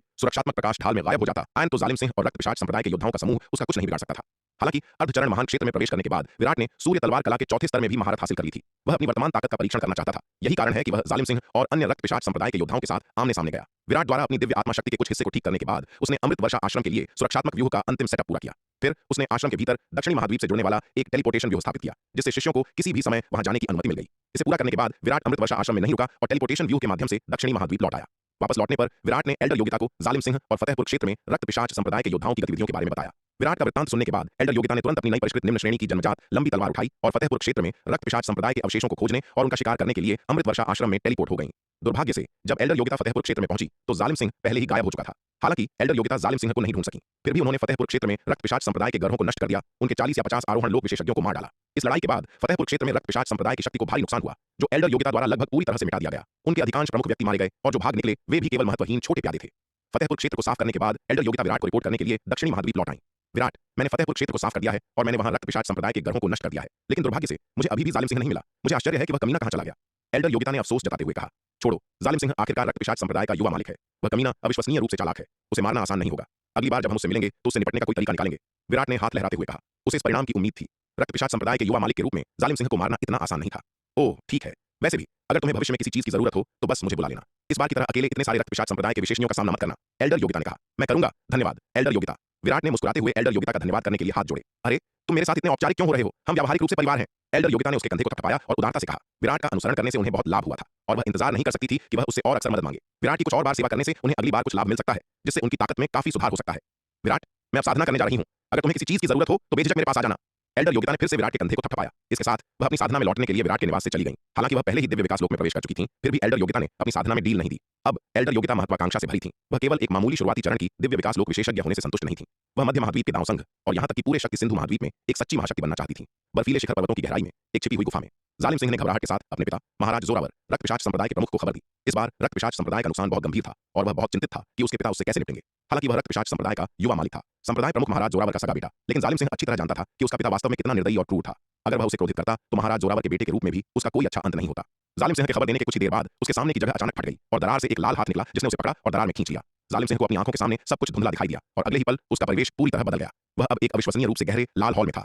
यह रक्त पिशाच संप्रदाय का मुख्यालय था। लाल हॉल के भीतर ऊंचे आसन पर एक मध्यम आयु वर्ग का व्यक्ति बैठा था जिसे एक अविश्वसनीय रूप से भयानक आभा निकल रही थी। यह मध्यम आयु वर्ग का व्यक्ति जो एक अतुलनीय भयानक आभा बिखेर रहा था कोई और नहीं बल्कि रक्त पिशाच संप्रदाय का प्रमुख महाराज जोरावर था। पिताजी, भयानक मध्यम आयु वर्ग के व्यक्ति को देखकर जालिम सिंह कांप उठा और तुरंत दंडवत प्रणाम करते हुए लेट गया। उसका माथा जमीन से सटा हुआ था जिसे उठाने की वह हिम्मत नहीं कर रहा था। उसके पिता ने व्यक्तिगत रूप से उसे पकड़ा था और जालिम सिंह जानता था कि इस बार उसके पिता वास्तव में क्रोधित थे। जालिम, मुझे बताओ, पिछले 10 वर्षों में तुमने मेरे रक्त पिशाच संप्रदाय को कितना भारी नुकसान पहुंचाया है? महाराज जोरावर मुख्य हॉल की सीढ़ियों पर ऊंचे बैठे थे, जालिम सिंह को बर्फीली आंखों से नीचे देख रहे थे। पिताजी मुझे माफ कर दीजिए, पिताजी मुझे माफ कर दीजिए। महाराज जोरावर के शब्द सुनकर जालिम सिंह का दिल जोर से कांप उठा और उसने तुरंत बार-बार माथा टेका, दया की भीख मांगी। पिछले नुकसानों को छोड़ भी दें तो इस बार तुमने वास्तव में मेरे रक्त पिशाच संप्रदाय के 100 से अधिक आरोहण लोक विशेषज्ञों को गंवा दिया। इतना बड़ा नुकसान मैं तुम्हें कैसे माफ कर सकता हूं? महाराज जोरावर ने नीचे जालिम सिंह को घूरा जो लगातार माथा टेक रहा था और दया की भीख मांग रहा था और भावशून्य होकर कहा, पिताजी कृपया मुझे एक और मौका दीजिए, मैं निश्चित रूप से सराहनीय सेवा के साथ अपने पापों का प्रायश्चित करूंगा। जालिम सिंह ने बार-बार माथा टेकते हुए विनती की। हम सराहनीय सेवा के साथ अपने पापों का प्रायश्चित? तुम जैसा कचरा संभवतः रक्त पिशाच संप्रदाय के लिए कोई योग्यता कैसे ला सकता है? महाराज जोरावर ने जालिम सिंह को घूरा और ठंडे स्वर में कहा। यह सुनकर जालिम सिंह ने खंडन करने की हिम्मत नहीं की, केवल माथा टेकता रहा और दया की भीख मांगता रहा। महाराज जोरावर ने नीचे जालिम सिंह को लंबे समय तक घूरा और अंत में उदासीनता से कहा, आज से तुम रक्त काया कुंड में प्रवेश करोगे। यदि तुम रक्त काया कुंड से बाहर आ सके तो पिछले सभी अपराध मिटा दिए जाएंगे और माफ कर दिए जाएंगे। यह सुनकर जालिम सिंह के दिल में ठंडक पड़ गई। उसे कभी उम्मीद नहीं थी कि इस बार उसके पिता की सजा इतनी कठोर होगी। रक्त पिशाच संप्रदाय का रक्त काया कुंड अत्यंत खतरनाक था। इसमें प्रवेश करने वाले योद्धा लगभग हमेशा मर जाते थे और बहुत कम लोग जीवित बाहर आ पाते थे। हालांकि रक्त काया कुंड एक बहुत बड़ा अवसर भी है। एक बार जब कोई सफलतापूर्वक इससे बाहर निकलता है तो उसकी साधना और ताकत में एक नाटकीय परिवर्तन आएगा। जालिम सिंह काफी देर तक चुप रहा और अंततः महाराज जोरावर को माथा टेकते हुए कहा, धन्यवाद पिताजी, मुझे यह अवसर देने के लिए। महाराज जोरावर का निर्णय ऐसा था जिसकी वह अवज्ञा नहीं कर सकता था। वह या तो महाराज जोरावर के निर्णय को स्वीकार करता या मर जाता, कोई तीसरा विकल्प नहीं था। रक्तकाया कुंड में प्रवेश करने का विकल्प चुनने से उसे अभी भी आशा की एक किरण मिलेगी, लेकिन महाराज जोरावर के निर्णय को अस्वीकार करने का मतलब निश्चित मृत्यु होगी। महाराज जोरावर उसे केवल इसलिए आसानी से नहीं छोड़ेंगे क्योंकि वह उनका बेटा था। हम बहुत अच्छे, नीचे जाओ। यह देखकर महाराज जोरावर के चेहरे का भाव थोड़ा नरम हो गया और उन्होंने हाथ लहराया। जी बेटा विदा लेता है। जालिम सिंह ने फिर से माथा टेका और खड़ा होकर खून जैसे लाल हॉल से बाहर चला गया। एक बार हॉल के बाहर जालिम सिंह की आंखों में तीव्र नफरत चमक उठी। विराट, तू बस इंतजार कर, एक दिन मैं तुझे टुकड़े टुकड़े कर दूंगा, जालिम सिंह ने द्वेषपूर्ण तरीके से कहा। इसके साथ जालिम सिंह दृढ़ता से मुड़ा और रक्त पिशाच संप्रदाय के रक्तकाया कुंड की ओर बढ़ गया। इस बार वह या तो रक्तकाया कुंड में मर जाएगा या ड्रैगन गेट के ऊपर से छलांग लगाकर सफलतापूर्वक रूपांतरित होकर आगे बढ़ेगा। यदि वह रक्तकाया कुंड से जीवित निकला तो उसकी ताकत 100 गुना बढ़ जाएगी। उस समय दिव्य विकास लोक के नीचे वह लगभग अजय होगा। मध्य महाद्वीप के पूर्वी भाग में एक निश्चित स्थान पर एक पर्वतीय जंगल के ऊपर अनगिनत खगोलीय घटनाएं लगातार उठ और गायब हो रही थीं। 3 दिन बाद हरे कपड़ों में एक सुंदर लड़की जंगल में एक छिपी हुई गुफा से निकली। हरे कपड़ों में यह लड़की कोई और नहीं बल्कि शर्मा परिवार की मार्शल आर्ट कौतुक शिखा शर्मा थी, जो शर्मा परिवार के मुख्य समूह से अलग हो गई थी और मध्य महाद्वीप के पूर्वी भाग में अकेले यात्रा कर रही थी। जन्मजात आध्यात्मिक द्रव्य वास्तव में अपने नाम के अनुरूप है। बस एक बूंद को परिष्कृत करने से मुझे वास्तव में आरोहण लोक में प्रवेश करने की अनुमति मिल गई। अगर मैं इसे अपने माता पिता के पास वापस ले जाऊं तो इस जन्मजात आध्यात्मिक द्रव्य की मदद से उनके दिव्य विकास लोक में प्रवेश करने की संभावना शायद बहुत बढ़ जाएगी। शिखा शर्मा ने एक लौकी निकाली और उसे हिलाया, इसे आश्चर्य से देखते हुए। लौकी में वह जन्मजात आध्यात्मिक द्रव्य था जो उसने बैंगनी तलवार संप्रदाय के खंडहरों की मुख्य चोटी पर गुफा से प्राप्त किया था। मध्य महाद्वीप के पूर्वी भाग में अपनी 2 साल की यात्रा के दौरान उसे लगा कि उसकी साधना अर्धचरण आरोहण लोक की सीमा तक पहुंच गई है। फिर उसने जन्मजात आध्यात्मिक द्रव्य की एक बूंद निकाली और उसे परिष्कृत किया। जन्मजात आध्यात्मिक द्रव्य की इस बूंद को परिष्कृत करने के बाद उसने बिना किसी बाधा के आसानी से आरोहण लोक में प्रवेश कर लिया। हालांकि उसकी मार्शल आर्ट योग्यता के साथ आरोहण लोक में प्रवेश करना कोई समस्या नहीं होती, लेकिन जन्मजात आध्यात्मिक द्रव्य की इस बूंद ने उसकी सफलता की प्रक्रिया को अप्रत्याशित रूप से आसान बना दिया। आरोहण लोक में प्रवेश करने के बाद शिखा शर्मा ने अपनी यात्रा जारी रखी, पूर्वी महाद्वीप की ओर उड़ते हुए। शर्मा परिवार का क्षेत्र पूर्वी महाद्वीप में स्थित था, युमेश शाही शहर से अविश्वसनीय रूप से दूर। भले ही उसने आरोहण लोक में प्रवेश कर लिया था और उसकी उड़ने की गति पहले की तुलना में बहुत तेज थी, फिर भी वापस जाने में बहुत समय लगेगा। लेकिन शिखा शर्मा को कोई जल्दी नहीं थी। उसे आखिरकार घर छोड़ने का यह अवसर मिला था और वह अच्छा समय बिताने के लिए इसका लाभ उठाना चाहती थी। इसके अलावा उसके भाई ने जो कहा था उसके बारे में उसे अभी भी संदेह था और डर था कि एक दिन परिवार उसे शादी के गठबंधन के लिए इस्तेमाल करेगा। अब जब वह अपने परिवार के साथ नहीं थी, भले ही वे उसे शादी के गठबंधन के लिए इस्तेमाल करना चाहते हों, वे इसके बारे में कुछ नहीं कर सकते थे। यह सोचकर शिखा शर्मा को गर्व महसूस हुआ। उसने शून्य समाधि गुप्त क्षेत्र में प्राप्त खजानों और अवसरों का उपयोग लगन से साधना करने के लिए करने की योजना बनाई, आदर्श रूप से तब तक जब तक कि वह वापस लौटने से पहले सफलतापूर्वक दिव्य विकास लोक में प्रवेश न कर ले। भले ही वह तुरंत दिव्य विकास लोक में प्रवेश न कर सके, कम से कम उसे अपने भाग्य को वास्तव में नियंत्रित करने के लिए अर्धचरण दिव्य विकास लोक तक खेती करने की आवश्यकता थी। इसलिए शिखा शर्मा ने आराम से पूर्वी महाद्वीप की ओर यात्रा की, रास्ते में नजारों का आनंद लेते हुए। साथ ही उसने अपनी साधना में ढील नहीं दी, लगातार जन्मजात आध्यात्मिक द्रव्य की बूंदों को परिष्कृत करती रही। इस सर्वोच्च खजाने जन्मजात आध्यात्मिक द्रव्य की सहायता से शिखा शर्मा की साधना की गति अकल्पनीय गति से बढ़ रही थी। आखिरकार जन्मजात आध्यात्मिक द्रव्य एक अत्यंत दुर्लभ खजाना था, यहाँ तक कि दिव्य विकास लोक विशेषज्ञों के लिए भी, तो उसके लिए आरोहण लोक की एक मार्शल आर्टिस्ट के लिए तो कहना ही क्या। इस सर्वोच्च खजाने की सहायता से शिखा शर्मा की साधना की गति बस अजय थी। प्राचीन महाद्वीप। विराट नदी में पालथी मारकर बैठा था, चुपचाप सत्य योद्धा दिव्य शरीर तकनीक का संचालन कर रहा था। अविश्वसनीय रूप से भारी नदी का पानी विराट के शरीर पर बार बार टकराया, लगातार उसके भौतिक रूप को सख्त कर रहा था। इस नदी को सत्य योद्धा दिव्य शरीर की साधना के लिए विराट की सर्वोच्च खजाना भूमि माना जा सकता था। पूरे आधे महीने तक नदी में पालथी मारकर बैठने के बाद उसके शरीर से एक अतुलनीय शक्तिशाली आभा निकली, जिसके भयानक बल के कारण नदी का पानी ऊंची लहरों के साथ उमड़ पड़ा। विराट ने अपनी आंखें खोली और लंबी सांस ली। आज उसका सत्य योद्धा दिव्य शरीर अंततः पूर्णता के 8वें स्तर पर पहुंच गया था। विराट ने अपने भौतिक शरीर की ताकत महसूस की। अपनी वर्तमान भौतिक रक्षा के साथ यह शायद 9वें दर्जे के शीर्ष स्तरीय मध्यम स्तर के जादुई हथियार के बराबर था। अकेले अपने अविश्वसनीय रूप से शक्तिशाली भौतिक शरीर के साथ वह शायद बिना खरोंच आए मध्य चरण आरोहण लोक विशेषज्ञ के हमलों का सामना कर सकता था। यदि वह इसे 9वें दर्जे के शीर्ष गुणवत्ता वाले रक्षात्मक बागे के साथ जोड़ता तो एक शिखर आरोहण लोक विशेषज्ञ के पास भी उसके जीवन को खतरे में डालने का बहुत कम मौका होता। बेशक इसका मतलब केवल यह था कि उसकी फॉर्मिडेबल भौतिक रक्षा और 9वें दर्जे का शीर्ष गुणवत्ता वाला रक्षात्मक बागा उसे एक शिखर आरोहण लोक विशेषज्ञ के खिलाफ जीवित रहने की अनुमति देता था। इसका मतलब यह नहीं था कि विराट वास्तव में अपने दम पर एक शिखर आरोहण लोक विशेषज्ञ से लड़ सकता था। उसकी वर्तमान ताकत के साथ अभी भी उसके और एक शिखर आरोहण लोक विशेषज्ञ के बीच एक महत्वपूर्ण अंतर था। सत्य योद्धा दिव्य शरीर के 8वें स्तर को तोड़ने के बाद विराट ने यहाँ खेती जारी नहीं रखी। उसने नदी में एक बड़ी मछली पकड़ी और उसे वापस ले गया। वापस जाने के रास्ते में टेलीपोर्टेशन व्यूह में प्रवेश करने से पहले विराट ने ऊपर की ओर देखा और खुद से आश्चर्य किया। वह मूर्ख पक्षी सारा दिन ऊपर की ओर क्या कर रहा है? यदि वह नीलिमा की जीवन शक्ति को महसूस करने में सक्षम नहीं होता तो उसे लगता कि उस मूर्ख पक्षी के साथ कोई दुर्घटना हो गई है। जैसे ही विराट संदेह से भरा था, उसने अचानक दूर से एक नीला साया उड़ते हुए देखा। यह नीलिमा लौट रही थी। मूर्ख पक्षी, तुम सारा दिन नदी के ऊपर क्या कर रही हो? विराट ने लौटती हुई नीलिमा को देखते हुए संदेह से पूछा। हम पहले से ही टेलीपोर्टेशन व्यू के आसपास के इस क्षेत्र से परिचित हैं। मैं बस इधर-उधर देख रही थी, मैंने कुछ खास नहीं किया। नीलिमा ने लापरवाही से कहा, अपने पंख फड़फड़ाते हुए। बेशक वह विराट को यह नहीं बता सकती थी कि उसने वहां नागदंत चावल का एक खेत लगाया था। अन्यथा विराट के स्वभाव को देखते हुए वह निश्चित रूप से उसे एक मजदूर के रूप में काम करवाता, उसे प्राचीन महाद्वीप में खेती करने के लिए मजबूर करता। इसलिए यह कुछ ऐसा था जो विराट बिल्कुल नहीं जान सकता था। यह सुनकर विराट को कोई संदेह नहीं हुआ। आखिरकार यह छोटा मूर्ख पक्षी हमेशा बेचैन रहता था और यह आश्चर्य की बात नहीं थी कि वह अन्य स्थानों का पता लगाना चाहती थी। तुम अन्य स्थानों का पता लगाने जा सकती हो, लेकिन बहुत दूर मत जाना, अन्यथा यदि तुम किसी खतरे का सामना करती हो तो कोई भी तुम्हें नहीं बचाएगा। विराट ने उसकी ओर देखा और कहा, मुझे पता है विराट, मैं मूर्ख नहीं हूं। मुझे पता है कि यह प्राचीन महाद्वीप कितना खतरनाक है। नीलिमा ने अपने पंख फड़फड़ाए और कहा, अच्छा है कि तुम समझती हो। विराट ने उसकी ओर देखा और कहा। विराट ने उस पर बहुत अधिक ध्यान नहीं दिया जब तक कि यह छोटा मूर्ख पक्षी प्राचीन महाद्वीप के चारों ओर भटककर कुछ भयानक प्राणियों को उकसा न दे। हालांकि विराट की ताकत पहले से काफी बढ़ गई थी, फिर भी वह इस अविश्वसनीय रूप से भयानक दुनिया से डरा हुआ था। जिन प्राणियों से वह वर्तमान में इस दुनिया में निपट सकता था वे केवल चींटियां, मच्छर, गौरैया और मछलियां थीं। ये जीव इस दुनिया में केवल सबसे कमजोर अस्तित्व थे। इस दुनिया में कुछ खूंखार जानवरों की असली शक्ति बस अकल्पनीय है। इसलिए प्राचीन महाद्वीप में विराट की वर्तमान गतिविधि सीमा टेलीपोर्टेशन व्यूह के चारों ओर 2 लाख मील के क्षेत्र तक सीमित है और वह बहुत दूर जाने की हिम्मत नहीं करता है। विराट ने विशाल मछली को अनंत परम मीनार के दूसरे स्तर पर वापस ले जाने के लिए टेलीपोर्टेशन व्यूह का उपयोग किया और नीलिमा उसके पीछे पीछे गई। नदी के ऊपर उसने जो नागदंत चावल लगाया था उसकी कटाई हो चुकी थी और उसे कुछ समय के लिए वहां बार बार जाने की आवश्यकता नहीं होगी। हालांकि यद्यपि नीलिमा ने नागदंत चावल की कटाई पूरी कर ली थी, फिर भी उसने इसे एक बार में प्राचीन महाद्वीप से बाहर निकालने की हिम्मत नहीं की। एक बार में प्राचीन महाद्वीप से इतना अधिक नागदंत चावल निकालने से अनिवार्य रूप से अनंत परम मीनार से बड़ी मात्रा में ऊर्जा की खपत होगी, जिससे विराट के सामने रहस्य खुल जाएगा। नीलिमा की वर्तमान ताकत के साथ वह पहले से ही प्राचीन महाद्वीप में स्थानिक जादुई वस्तुओं का उपयोग करने में सक्षम थी। हालांकि स्थानिक जादुई वस्तु में वस्तुओं को संग्रहित करने से वजन समाप्त नहीं होता है। प्राचीन महाद्वीप से वस्तुओं को बाहर निकालने में अभी भी उतनी ही मात्रा में ऊर्जा की खपत होती है, भले ही वे स्थानिक जादुई वस्तु में संग्रहित हों या नहीं। स्थानिक जादुई वस्तु में वस्तुओं को संग्रहित करना वापस टेलीपोर्ट करते समय ऊर्जा की आवश्यकता को समाप्त नहीं करता है। इसलिए स्थानिक जादुई वस्तु में नागदंत चावल को संग्रहित करने के बाद नीलिमा ने वस्तु को नागदंत चावल के धान के खेत में छिपा दिया। जब उसे खाने की जरूरत होगी तो वह नागदंत चावल को पुनः प्राप्त करने के लिए प्राचीन महाद्वीप में लौट आएगी। दक्षिणी महाद्वीप हथियार बनाने की कार्यशाला। एक चमकदार रोशनी चमकी और 1000 फीट ऊंचा सुनहरे कवच वाला विशालकाय पुतला कार्यशाला में दिखाई दिया। यह विशालकाय पुतला अपार शक्ति बिखेर रहा था। गुरुदेव, हमने सफलतापूर्वक 8वें स्तर का मध्यम श्रेणी का युद्ध व्यूह कवच विकसित कर लिया है, जयंत ने अपने बगल में आचार्य केशव से उत्साहपूर्वक कहा। अपने सामने शक्तिशाली सुनहरे कवच वाले विशालकाय पुतले को देखते हुए, यह केवल दसियों हजार लोगों के लिए एक मध्यम श्रेणी का 8वें स्तर का युद्ध व्यूह कवच है। हमें अभी भी जल्द से जल्द सैकड़ों हजार लोगों के लिए एक मध्यम श्रेणी का 8वें स्तर का युद्ध व्यूह कवच विकसित करने के लिए कड़ी मेहनत करने की आवश्यकता है।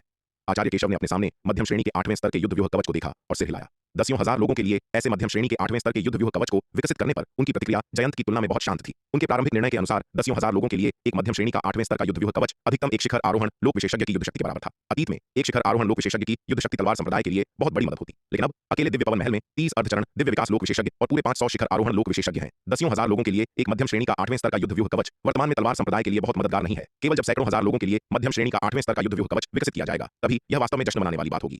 गुरुदेव, क्या हमें इस 10,000 मजबूत मध्यम श्रेणी के 8वें स्तर के युद्ध व्यूह कवच को सैन्य मुख्यालय भेजना चाहिए ताकि जनरल रिया इसकी शक्ति का परीक्षण कर सकें? जयंत ने पूछा। बेशक, आचार्य केशव ने उत्तर दिया। हम कैसे जान सकते हैं कि यह 10,000 मजबूत मध्यम श्रेणी का 8वें स्तर का युद्ध व्यूह कवच वास्तव में उत्तम है या नहीं, इसका परीक्षण किए बिना? इसके अलावा हमें 1 लाख मजबूत मध्यम श्रेणी के 8वें स्तर के युद्ध व्यूह कवच को विकसित करने के लिए इस 10,000 मजबूत मध्यम श्रेणी के 8वें स्तर के युद्ध व्यूह कवच के परीक्षण परिणामों का उपयोग करने की आवश्यकता है। इसके बाद आचार्य केशव और जयंत ने 10,000 मजबूत मध्यम श्रेणी के 8वें स्तर के युद्ध व्यूह कवच को सैन्य मुख्यालय भेजा, जहां जनरल रिया ने इसके प्रभावों का परीक्षण करने के लिए जनशक्ति जुटाई। परीक्षणों के बाद, जैसा कि आचार्य केशव ने भविष्यवाणी की थी, इस 10,000 मजबूत मध्यम श्रेणी के 8वें स्तर के युद्ध व्यूह कवच की शक्ति वास्तव में एक शिखर आरोहण लोक विशेषज्ञ के बराबर थी। जनरल रिया परीक्षण के परिणामों से बहुत खुश थी और तुरंत विराट को सूचित किया। खबर मिलने पर विराट तुरंत वहां पहुंचा और व्यक्तिगत रूप से दसियों हजार सैनिकों का समर्थन करने में सक्षम इस रैंक 8 मध्यम श्रेणी के युद्ध व्यूह कवच की परीक्षण प्रक्रिया को देखा। हा, बुरा नहीं भाई केशव और हथियार शोधन कार्यशाला में सभी लोग, आपकी कड़ी मेहनत के लिए धन्यवाद। आपके द्वारा विकसित यह रैंक 8 मध्यम श्रेणी का युद्ध व्यूह कवच हमारे तलवार संप्रदाय के लिए एक जबरदस्त मदद होगा, विराट ने खुशी से कहा। दसियों हजार सैनिकों का समर्थन करने में सक्षम एक रैंक 8 मध्यम श्रेणी का युद्ध व्यूह कवच एक शिखर आरोहण लोक विशेषज्ञ की युद्ध शक्ति के बराबर है। शायद 1 या 2 ऐसे कवच अभी तलवार संप्रदाय के लिए बहुत मददगार नहीं होंगे, लेकिन 10, 100 या 1000 एक बड़ा बढ़ावा होंगे। वर्तमान में तलवार संप्रदाय की सेना की कुल संख्या 120 मिलियन है, जिसमें 60 मिलियन पृथ्वी देव स्तर के सैनिक, 50 मिलियन से अधिक स्वर्ग देव स्तर के सैनिक और कुल 5 लाख लघु महान क्षेत्र के सैनिक शामिल हैं। अकेले तलवार संप्रदाय में लघु महान क्षेत्र के कल्टीवेटर्स की वर्तमान संख्या 50 मध्यम श्रेणी के 8वें स्तर के युद्ध व्यूह कवच इकाइयों को इकट्ठा करने के लिए पर्याप्त है, जो दसियों हजार सैनिकों का समर्थन करने में सक्षम है। यह 50 शिखर आरोहण लोक विशेषज्ञों की युद्ध शक्ति के बराबर है। हालांकि 50 शिखर आरोहण लोक विशेषज्ञों की युद्ध शक्ति दिव्य पवन महल की वर्तमान ताकत से तुलना करने योग्य नहीं है, लेकिन यह निश्चित रूप से वरुण प्रांत के बराबर है। दूसरे शब्दों में, दिव्य पवन महल या अपने पिता सूर्यवीर पर भरोसा किए बिना भी तलवार संप्रदाय की अपनी ताकत वरुण प्रांत को टक्कर देने के लिए पर्याप्त से अधिक है। उस समय तलवार संप्रदाय को वरुण प्रांत के खतरे के तहत जीवन मरण के संकट का सामना करना पड़ा था, लेकिन अब केवल 20 वर्षों में तलवार संप्रदाय एक ऐसे बिंदु पर विकसित हो गया है जहां इसकी तुलना वरुण प्रांत से की जा सकती है। इसके अलावा विकास की वर्तमान दर पर कुछ वर्षों में तलवार संप्रदाय में लघु महान क्षेत्र के कल्टीवेटर्स की संख्या और भी अधिक होगी। एक बार जब सभी 50 मिलियन स्वर्ग देव स्तर के सैनिक लघु महान क्षेत्र में प्रवेश कर जाएंगे, तो इसका मतलब है कि तलवार संप्रदाय के पास 5000 शिखर आरोहण लोक विशेषज्ञों की युद्ध शक्ति होगी। उस समय तलवार संप्रदाय की ताकत के साथ यह शायद 3 प्राचीन परिवारों के साथ मुश्किल से मुकाबला करने में सक्षम होगा।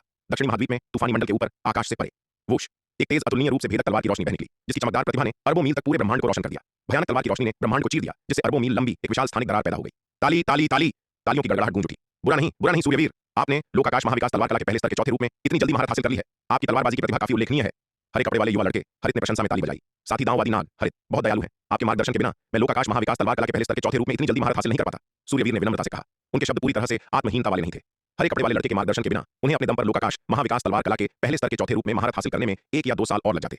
आपको इतना विनम्र होने की आवश्यकता नहीं है। यदि यह कोई और होता तो मेरे व्यक्तिगत मार्गदर्शन के साथ भी इतने कम समय में लोकाकाश महाविकास तलवार कला के पहले स्तर चौथे रूप में महारत हासिल करना मुश्किल होता। आपकी मार्शल आर्ट प्रतिभा, जबकि अनगिनत लोगों की सच्ची मार्शल आर्ट प्रतिभाओं के साथ तुलना करना मुश्किल है, फिर भी आपको शक्ति सिंधु महाद्वीप में एक ताकत बनाने के लिए पर्याप्त है। नीले कपड़े वाले लड़के ने अपना हाथ लहराते हुए कहा। यह सुनकर सूर्यवीर के चेहरे का भाव सख्त हो गया। उन्होंने सावधानी से पूछा, साथी दांववादी नाग, क्या अनगिनत लोगों में वे मार्शल आर्ट प्रतिभाएं वास्तव में इतनी शक्तिशाली हैं? ऐसा नहीं था कि सूर्यवीर डींग मार रहे थे। उनकी मार्शल आर्ट प्रतिभा यहां तक कि पूरे शक्ति सिंधु महाद्वीप के इतिहास में भी शीर्ष पर होगी, लेकिन नीले कपड़े वाले लड़के की नजर में उनकी मार्शल आर्ट प्रतिभा केवल उन्हें शक्ति सिंधु महाद्वीप में एक ताकत बनाने के लिए पर्याप्त थी और अनगिनत लोगों की सच्ची मार्शल आर्ट प्रतिभाओं के साथ तुलना नहीं की जा सकती थी। बेशक अनगिनत लोगों में सच्ची मार्शल आर्ट प्रतिभाओं के पास मार्शल आर्ट प्रतिभाएं हैं जो आप कुएं के मेंढकों की कल्पना से बहुत परे हैं, जैसे कि स्वर्गीय योद्धा महाद्वीप के लोग। उसी स्तर पर विराट की युद्ध शक्ति वाला कोई व्यक्ति निश्चित रूप से अनगिनत लोगों में उन सच्ची मार्शल आर्ट प्रतिभाओं के खिलाफ अपनी पकड़ बना सकता है। जहां तक आपकी बात है, आप अभी भी थोड़े कम हैं, नीले कपड़े वाले लड़के ने उसे देखते हुए कहा।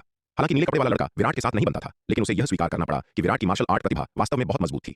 विराट की मार्शल आर्ट प्रतिभा केवल अनंत अराजकता सम्राट तकनीक की उसकी साधना के कारण नहीं थी, यह उसके अत्यंत सख्त आत्म अनुशासन और कठिन प्रशिक्षण से अविभाज्य थी। प्रत्येक दायरे के लिए विराट ने खुद को सीमा तक धकेला, अपनी क्षमता का दोहन किया जब तक कि इसे और खोजा नहीं जा सकता था। केवल जब वह अपनी साधना को और नहीं दबा सकता था तभी विराट अगले दायरे में प्रवेश करता था। इस कठोर और कठिन प्रशिक्षण पद्धति ने विराट की मार्शल आर्ट नींव को अत्यंत ठोस और गहरा बना दिया। नीले कपड़े वाले लड़के के शब्दों को सुनकर सूर्यवीर तुरंत चुप हो गए। हालांकि वह खुद को मार्शल आर्ट में असाधारण रूप से प्रतिभाशाली मानते थे, यहां तक कि पूरे इतिहास में शक्ति सिंधु महाद्वीप की सबसे बड़ी मार्शल आर्ट प्रतिभाओं के बराबर भी, फिर भी उन्हें अपने बेटे की तुलना में एक महत्वपूर्ण अंतर महसूस हुआ। आखिरकार यदि वह विराट के स्तर पर होते तो उनके लिए लोगों में इतने विशाल अंतर को पार करना और एक आरोहण लोक विशेषज्ञ को हराना असंभव होता। सूर्यवीर की दृष्टि में विराट की राक्षसी युद्ध शक्ति बस उनकी समझ से परे थी और सामान्य ज्ञान से उसका न्याय नहीं किया जा सकता था। साथ ही दांववादी नाग, मुझे अनगिनत लोगों की सच्ची मार्शल आर्ट प्रतिभाओं के साथ तुलना करने में सक्षम होने के लिए क्या करना चाहिए? सूर्यवीर ने लंबी चुप्पी के बाद पूछा। हरे कपड़े वाले लड़के के साथ अपनी मुठभेड़ के बाद से सूर्यवीर का क्षितिज काफी चौड़ा हो गया था। उनकी दृष्टि अब छोटे शक्ति सिंधु महाद्वीप तक सीमित नहीं थी। वह एक दिन अनगिनत लोगों की सबसे बड़ी मार्शल आर्ट प्रतिभाओं के साथ प्रतिस्पर्धा करने, ब्रह्मांड भर में स्वतंत्र रूप से घूमने और उच्च लोगों की असीम सुंदरता का अनुभव करने के लिए तरस रहे थे। तब तक प्रतीक्षा करें जब तक आप समान रैंक वालों के बीच युद्ध शक्ति के अमर स्तर तक नहीं पहुंच जाते, नीले कपड़े वाले लड़के ने कहा। अनगिनत लोगों में केवल वे लोग जो समान दायरे के लोगों के बीच युद्ध शक्ति के अमर स्तर तक पहुंचते हैं, उन पर दूर से भी विचार किया जा सकता है। आपके दांव संघ की पृथ्वी रैंकिंग में वे तथाकथित शीर्ष 10 मार्शल आर्ट प्रतिभाएं अनगिनत लोगों में कचरा भी नहीं मानी जाती हैं। वे मार्शल आर्ट प्रतिभा कहलाने के लायक हैं। यह एक मजाक है। यह सुनकर सूर्यवीर फिर निशब्द हो गए। दांव संघ की पृथ्वी रैंकिंग में शीर्ष 10 मार्शल आर्ट प्रतिभाएं वास्तव में मार्शल आर्ट प्रतिभा के मामले में बहुत शक्तिशाली थीं, विशेष रूप से मानव और शिखा शर्मा। यहां तक कि सूर्यवीर भी यह कहने की हिम्मत नहीं करेंगे कि उनकी मार्शल आर्ट प्रतिभा उनसे अधिक मजबूत थी, लेकिन इतनी शक्तिशाली मार्शल आर्ट प्रतिभाओं को भी नीले कपड़े वाले लड़के की नजर में कचरे से भी कम माना जाता था। यह दर्शाता है कि अनगिनत लोगों में मार्शल आर्ट प्रतिभाओं के लिए मानक कितने सख्त हैं। हरे कपड़े वाले युवा लड़के के शब्दों ने सूर्यवीर को एक विनाशकारी झटका दिया, जिससे लोकाकाश महाविकास तलवार कला के पहले स्तर के चौथे रूप को तोड़ने की उनकी खुशी तुरंत कम हो गई। अपनी सफलता के बाद आत्मसंतुष्ट होने के बजाय सूर्यवीर ने लगन से अपनी तलवारबाजी का अभ्यास करना शुरू कर दिया। बाहरी लोगों में उन्होंने तीसरे संस्करण का नागदंत चावल खाया और प्राचीन महाद्वीप से नदी का पानी पिया, कभी-कभी मछली का एक बर्तन पकाया। इस कठिन दैनिक प्रशिक्षण और इतने प्रचुर संसाधनों के समर्थन के साथ सूर्यवीर की ताकत अकल्पनीय गति से बढ़ रही थी। उन्होंने अनुमान लगाया कि अपनी वर्तमान दर पर वह 10 वर्षों के भीतर दिव्य विकास लोक के मध्य चरण में प्रवेश कर लेंगे। एक बार जब वह दिव्य विकास लोक के मध्य चरण में पहुंच जाते हैं तो सर्वोच्च तलवार तकनीक लोकाकाश महाविकास तलवार कला के समर्थन के साथ वह सीधे जयपाल परिवार 3 प्राचीन कुलों में से एक पर हमला कर सकते हैं और अपनी पत्नी मीरा को बचा सकते हैं। दशकों से वह अपने लक्ष्य को प्राप्त करने के इतने करीब कभी नहीं थे। इसलिए सूर्यवीर की साधना स्वाभाविक रूप से और भी कठिन और मेहनती हो गई, जिसमें जरा भी आराम या ढिलाई करने की हिम्मत नहीं थी। दक्षिणी महाद्वीप लौटने के बाद से मध्य महाद्वीप मार्शल आर्ट्स टूर्नामेंट में भाग लेने वाले तलवार संप्रदाय के योद्धाओं और दिव्य पवन महल के शिष्यों ने एक के बाद एक सफलता प्राप्त करना शुरू कर दिया। युवराज युवान और कुंवर चंद्रभान सफलता प्राप्त करने वाले पहले 2 थे। आखिरकार वे सबसे लंबे समय तक अर्धचरण आरोहण लोक में रहे थे। विराट से मिलने से बहुत पहले ही अर्धचरण आरोहण लोक में प्रवेश कर चुके थे। यदि वे विराट से नहीं मिले होते तो उन्हें संभवतः आरोहण लोक में प्रवेश करने से पहले अर्धचरण आरोहण लोक में लंबे समय तक संचय करने की आवश्यकता होती। हालांकि तलवार संप्रदाय में शामिल होने के बाद हर दिन उनका समर्थन करने वाले इतने अविश्वसनीय रूप से अद्भुत संसाधनों के साथ उनकी साधना अकल्पनीय गति से तेजी से सुधर रही थी। तलवार संप्रदाय के भीतर उन्होंने मार्शल आर्ट में एक अविश्वसनीय रूप से ठोस नींव रखी थी। इस सफलता का मतलब था कि उनकी युद्ध शक्ति सामान्य प्रारंभिक चरण के आरोहण लोक योद्धाओं से कहीं अधिक थी। अपनी वर्तमान ताकत के साथ वे शीर्ष स्तरीय देर के चरण वाले आरोहण लोक विशेषज्ञों को भी टक्कर दे सकते थे। युवराज युवान और कुंवर चंद्रभान की सफलताओं के बाद सफलता प्राप्त करने वाले अगले नीलिमा और शार्दुल थे। नीलिमा और शार्दुल की सफलताएं अकल्पनीय रूप से विशाल थीं। जब नीलिमा ने सफलता प्राप्त की तो खगोलीय घटनाओं ने लगभग 10 अरब इकाई के दायरे को कवर किया। इन भयानक खगोलीय घटनाओं ने न केवल पूरे दक्षिणी महाद्वीप और पवनगढ़ राजवंश को कवर किया, बल्कि जशपुर राजवंश और गांवर राजवंश के कुछ हिस्सों को भी कवर किया। इतनी आश्चर्यजनक हलचल ने सूर्यवीर को भी सचेत कर दिया, जो आकाश में तलवारबाजी का अभ्यास कर रहे थे। इन खगोलीय घटनाओं को बाहर लीक होने और अन्य ताकतों का ध्यान आकर्षित करने से रोकने के लिए सूर्यवीर, दिव्य पवन महल की स्वामिनी और एल्डर योगिता ने भी इस क्षेत्र में खगोलीय घटनाओं को छिपाने के लिए तरीकों का उपयोग करने के लिए हाथ मिलाया। नीलिमा द्वारा परेशान किए जाने के बाद विराट ने फरमान सुनाया कि अब से कोई भी जो आरोहण लोक जैसे बड़े दायरे में प्रवेश करने का प्रयास करेगा, उसे दक्षिणी महाद्वीप के भीतर ऐसा करने की अनुमति नहीं दी जाएगी, बल्कि उसे इसके बजाय नवधारा महाद्वीप में प्रवेश करना होगा। यह लोगों को लगातार इन अजीब खगोलीय घटनाओं से परेशान होने से रोकने के लिए था, जिससे उन्हें अंतहीन चिंता होती थी। विराट का आदेश स्पष्ट रूप से बहुत समझदारी भरा था। शार्दुल की बात की सफलता ने खगोलीय घटनाओं का निर्माण किया, जो नीलिमा से भी आगे निकल गई। अपनी सफलता के दौरान शार्दुल के दाव भाव ने एक अविश्वसनीय रूप से भयानक सफेद विशाल बाग की छाया को संघनित किया। दाव भाव से बनी इस सफेद विशाल बाग की छाया में आकाश और पृथ्वी को निगलने की शक्ति थी। अनगिनत आकाशीय आध्यात्मिक ऊर्जाओं को इस सफेद विशाल बाग की छाया ने निगल लिया और शार्दुल के शरीर में प्रवेश किया। यहां तक कि आसपास की जगह भी निगल ली गई थी और आकाश में एक गहरा काला छेद दिखाई दिया, जैसे कि आकाश का एक बड़ा हिस्सा वास्तव में निगल लिया गया हो। शार्दुल की सफलता के दौरान भयानक खगोलीय घटनाओं को देखकर विराट हैरान और भयभीत दोनों था। सौभाग्य से उसने आदेश दिया था कि सभी तलवार संप्रदाय के योद्धाओं को आरोहण लोक में प्रवेश करने के लिए नवधारा महाद्वीप में प्रवेश करना होगा। अन्यथा यदि शार्दुल ने दक्षिणी महाद्वीप में सफलता प्राप्त की होती तो कौन जानता है कि उसने किस तरह का विनाशकारी विनाश किया होता। सूर्यवीर, दिव्य पवन महल की स्वामिनी और एल्डर योगिता ने भी शार्दुल की सफलता को देखने के लिए नवधारा महाद्वीप में प्रवेश किया। जब उन्होंने वह अविश्वसनीय रूप से भयानक दृश्य देखा तो वे भी विश्वास से परे चौंक गए। आरोहण लोक में शार्दुल की सफलता की आश्चर्यजनक हलचल कुछ आरोहण लोक विशेषज्ञों के दिव्य विकास लोक में प्रवेश करने से कम नहीं थी। क्या यह 10 प्राचीन जानवरों की असली क्रूरता हो सकती है? यदि उन्होंने आज इतना क्रूर और भयानक दृश्य नहीं देखा होता तो उन्हें यह कल्पना करना मुश्किल होता कि आमतौर पर प्यारी और कड़ली सफेद बिल्ली वास्तव में शार्दुल थी, 10 प्राचीन जानवरों में से एक। यहां तक कि हरे कपड़े वाला युवा लड़का भी यह देखकर खुद बड़बड़ाने से नहीं रोक सका। ऐसा लगता है कि मुझे उस बेवकूफ बाघ को बांध के बजाय जल्दी ही परेशान करने की जरूरत है, अन्यथा एक बार जब वह बड़ा हो जाता है तो मुझे डर है कि मैं वास्तव में उसे हरा नहीं पाऊंगा। शार्दुल 10 महान प्राचीन जानवरों में से एक कोई मजाक नहीं है। इसका नाम पूरे ब्रह्मांड में गूंजता है। यहां तक कि सभी जातियों की सूची में उच्च स्थान पाने वाली सबसे शक्तिशाली जातियां भी शायद ही कभी 10 महान प्राचीन जानवरों में से किसी एक को उकसाने की हिम्मत करती हैं। यहां तक कि उसके पूर्व गुरु जैसा शीर्ष स्तरीय विशेषज्ञ भी निश्चित रूप से एक पूरी तरह से विकसित शार्दुल से बचता उसे उकसाने की कभी हिम्मत नहीं करता। ये केवल इसलिए है क्योंकि वह बेवकूफ बाघ वर्तमान में एक शावक है, वयस्कता से बहुत दूर कि हरे कपड़े वाला लड़का उसे इस तरह परेशान करने की कभी हिम्मत नहीं करेगा। कोई भी शार्दुल एक बार सफलतापूर्वक बड़ा हो जाने पर निस्संदेह एक भयानक अस्तित्व बन जाएगा जो पूरे ब्रह्मांड को हिला देता है। बेवकूफ बाघ विराट के साथ बड़ा हुआ, बहुत अधिक अनुकूल परिस्थितियों का आनंद लिया और कम उम्र में अत्यंत उच्च ग्रेड दुर्लभ खजाने को खाने में सक्षम था। इसकी क्षमता एक सामान्य शार्दुल की तुलना में कहीं अधिक थी। आज आरोहण लोक में इसकी सफलता को देखते हुए इस बेवकूफ बाघ में शार्दूल राजा बनने की भी क्षमता थी। कोई भी वयस्क शार्दूल एक भयानक अस्तित्व है जो अनगिनत लोगों को हिला देता है, और शार्दूलों के बीच का बाघ राजा एक पूर्ण अधिपति है। यदि यह बेवकूफ बाघ वास्तव में शार्दूल राजा बन सकता है, तो विराट केवल इस बेवकूफ बाघ के साथ अनगिनत लोगों पर हावी हो सकता है। बेशक बेवकूफ बाघ के पास वर्तमान में केवल शार्दूल राजा बनने की क्षमता है। इसका मतलब यह नहीं है कि यह निश्चित रूप से शार्दूल राजा बन जाएगा। 10 प्राचीन क्रूर जानवरों में से एक के रूप में शार्दूल प्रसिद्ध है, लेकिन इसका विकास अत्यंत कठिन है। शावक से वयस्कता तक शार्दूल की यात्रा सुगम होने से बहुत दूर है, जबकि एक पूरी तरह से विकसित शार्दूल के पास भयानक शक्ति होती है। इसका शावक चरण अविश्वसनीय रूप से कमजोर और खतरनाक होता है। हालांकि एक वयस्क शार्दूल अनगिनत लोगों में विस्मयकारी है, यह अजेय नहीं है। कई भयानक प्राणी अभी भी खतरा पैदा करते हैं। उदाहरण के लिए 10 प्राचीन क्रूर जानवरों में से अन्य 9 शार्दूल से डरते नहीं हैं। 10 प्राचीन क्रूर जानवरों में से प्रत्येक की अपनी अनूठी विशेषताएं हैं, जिससे यह निश्चित रूप से कहना मुश्किल हो जाता है कि कौन अधिक मजबूत है। इन जानवरों में से कई शार्दूल कबीले के कट्टर दुश्मन हैं। शार्दूल शावक के जन्म के बारे में पता चलने पर वे इसे मारने का लगातार प्रयास करेंगे। इसके अलावा अनगिनत लोगों में कुछ अत्यंत शक्तिशाली जातियों की शार्दूल शावकों को पकड़ने में गहरी रुचि है, जबकि वयस्क शार्दूल इन खतरों से बेखौफ हैं। वे अपनी रक्षा कर सकते हैं, लेकिन जरूरी नहीं कि अपने शावकों की रक्षा कर सकें। इसलिए हालांकि शार्दूल शक्तिशाली हैं, उनका शावक चरण विकास के लिए बहुत कठोर वातावरण प्रस्तुत करता है। बहुत कम शार्दूल सफलतापूर्वक वयस्कता तक पहुंचते हैं, जिसके परिणाम स्वरूप बहुत कम आबादी होती है। उस बेवकूफ शक्ति सिंधु महाद्वीप पर बहुत कम लोग ही उसकी असलियत पहचानते थे। अगर वह अनंत लोकों में होता तो उसका पालन पोषण और विकास कहीं अधिक कठिन होता, लेकिन विराट के साथ रहकर उसकी सुरक्षा की पूरी गारंटी थी। साथ ही भरपूर भोजन और पानी मिलने के कारण उसके सफलतापूर्वक वयस्क होने की संभावना बहुत अधिक थी। देखते ही देखते 3 दिन बीत गए। जहां शार्दूल ने अपनी साधना में सफलता पाई थी, वहां आसमान में छाई अजीबोगरीब घटनाएं धीरे धीरे गायब हो गईं। एक सफेद परछाई बिजली की गति से कौंधी और शार्दूल दौड़ता हुआ विराट की ओर आया। बॉस, मैंने सफलता पा ली, शार्दूल ने विराट के पास आकर खुशामद भरे अंदाज में कहा। ये अच्छी बात है कि तुम सफल हो गए। विराट ने उसका बड़ा सा प्यारा सिर थपथपाया और मुस्कुराते हुए पूछा, शार्दूल, क्या तुम्हारे पास अभी भी खाने के लिए पर्याप्त भोजन है? काफी है बॉस, शार्दूल ने बार बार सिर हिलाया। आपने पिछली बार जो आरोहण लोक के श्रृंगी दानवों के शव दिए थे, उन्हें तो मैं अब तक पूरा खा भी नहीं पाया हूं। विराट ने उसे जो श्रृंगी दानवों के शव दिए थे, वे शायद उसे मध्य आरोहण लोक तक पहुंचाने के लिए काफी थे। हर कोई विराट के बगल में खड़े इस सीधे सादे और प्यारे शार्दूल को देख रहा था। किसी को विश्वास ही नहीं हो रहा था कि यह जीव प्राचीन काल के 10 सबसे खूंखार जानवरों में से एक है। और तो और, जब इसने आरोहण लोक में प्रवेश किया था, तब जो भयानक आसमानी तबाही मची थी, उसे इस मासूम से चेहरे के साथ जोड़ना नामुमकिन लग रहा था। शार्दूल की सफलता के कुछ ही समय बाद चंपा, माया, आयु, नलिनी, वैदेही, हेमंत और अन्य साथियों ने भी अपनी साधना में बड़ी सफलता हासिल की। इतने सारे योद्धाओं के आरोहण लोक में पहुंचने से तलवार संप्रदाय और दिव्य पवन महल की ताकत में जबरदस्त इजाफा हुआ। शार्दूल, नीलिमा, माया, आयु और चंपा जैसे प्रतिभाशाली योद्धा जो अर्धचरण आरोहण लोक में रहते हुए भी आम आरोहण लोक के योद्धाओं को टक्कर देने की ताकत रखते थे, अब अपनी नई शक्तियों के साथ वे अर्धचरण दिव्य विकास लोक के विशेषज्ञों को भी चुनौती देने में सक्षम थे।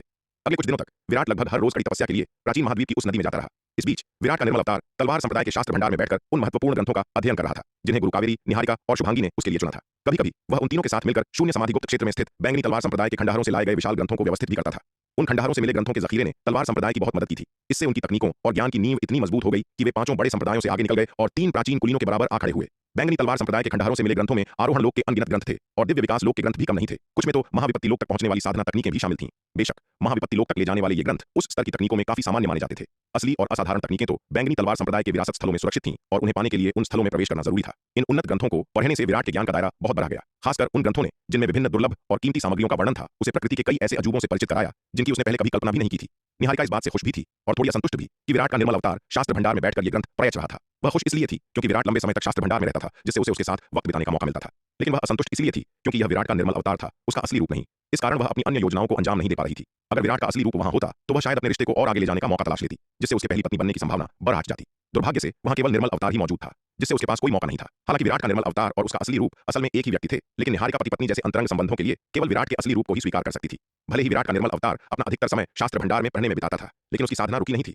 रूपांतरण स्तर के अनगिनत ग्रंथों में से विराट के निर्मल अवतार ने अपने लिए सबसे उपयुक्त साधना विधि चुनी, बैंगनी नवरहस्य तकनीक। इस तकनीक को अपनाने के बाद विराट का निर्मल अवतार बहुत जल्द महान क्षेत्र के शिखर पर पहुंच गया। अपनी शक्ति को और अधिक दबा पाने में असमर्थ होकर उसने अर्धचरण आरोहण लोक में प्रवेश कर लिया। बैंगनी नवरहस्य तकनीक सूर्य संप्रदाय के उस सूर्य रहस्य ग्रंथ से अनगिनत गुना अधिक उन्नत थी, जिसका अभ्यास विराट का निर्मल अवतार पहले करता था। इससे विराट के निर्मल अवतार की युद्ध क्षमता उसी स्तर के अन्य अवतारों की तुलना में कई गुना बढ़ गई। हालांकि वह अनंत अराजकता सम्राट तकनीक का अभ्यास नहीं कर सकता था, लेकिन उसकी मार्शल आर्ट की नींव बेहद मजबूत थी, जिससे उसकी ताकत आम योद्धाओं से कहीं ज्यादा थी।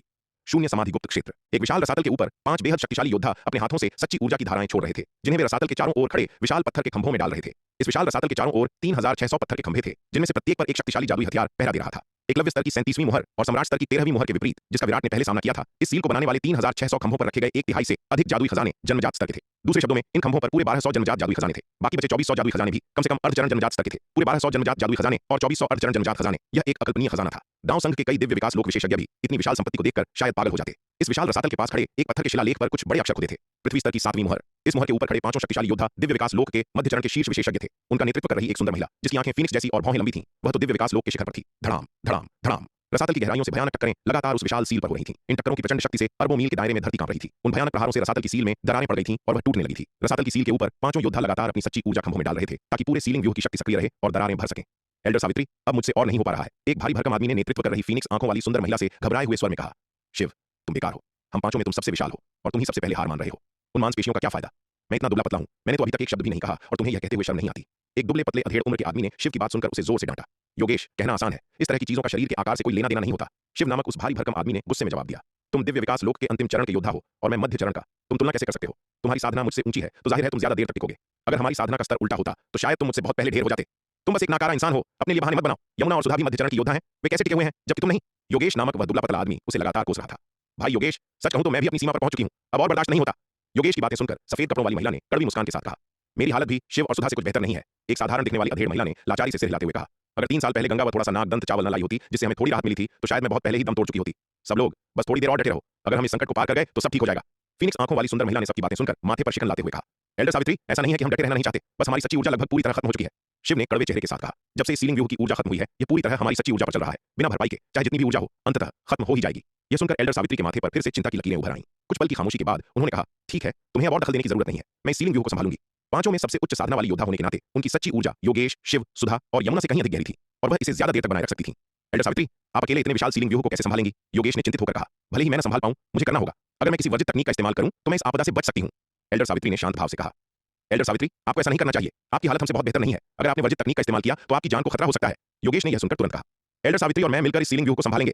हालांकि एल्डर सावित्री दिव्य विकास लोक की शिखर विशेषज्ञ थी और उन चारों से कहीं अधिक शक्तिशाली थी, लेकिन पिछले कुछ वर्षों में हर बार सील को दबाते समय उन्होंने ही सबसे अधिक ऊर्जा खर्च की थी। सच तो यह था कि एल्डर सावित्री की हालत भी उन लोगों से बहुत अच्छी नहीं थी। अगर ऐसे हालात में उन्होंने किसी वर्जित तकनीक का इस्तेमाल किया तो बहुत संभव था कि वे अपनी जान गंवा बैठें।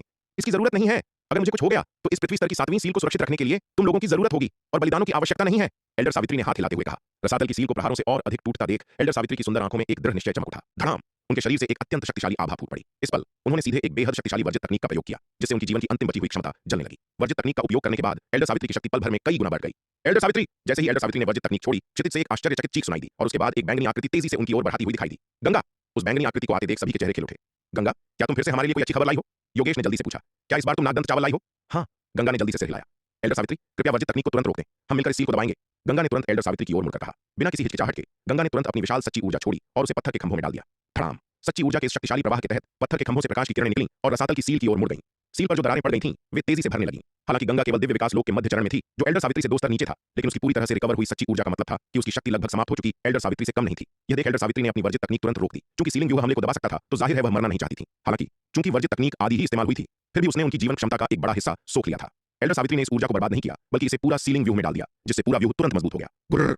जैसे ही सीलिंग व्यूह बहाल हुआ, रसातल की गहराई से बेहद असंतोष भरी दहाड़ें गूंज उठीं। एल्डर सावित्री, जल्दी से कुछ नागदंत चावल खाइए ताकि आपकी खोई हुई सच्ची ऊर्जा और जीवन क्षमता की भरपाई हो सके। सीलिंग व्यूह के फिर से मजबूत होने के बाद गंगा ने जल्दी से भारी मात्रा में नागदंत चावल निकाले और एल्डर सावित्री को थमा दिए।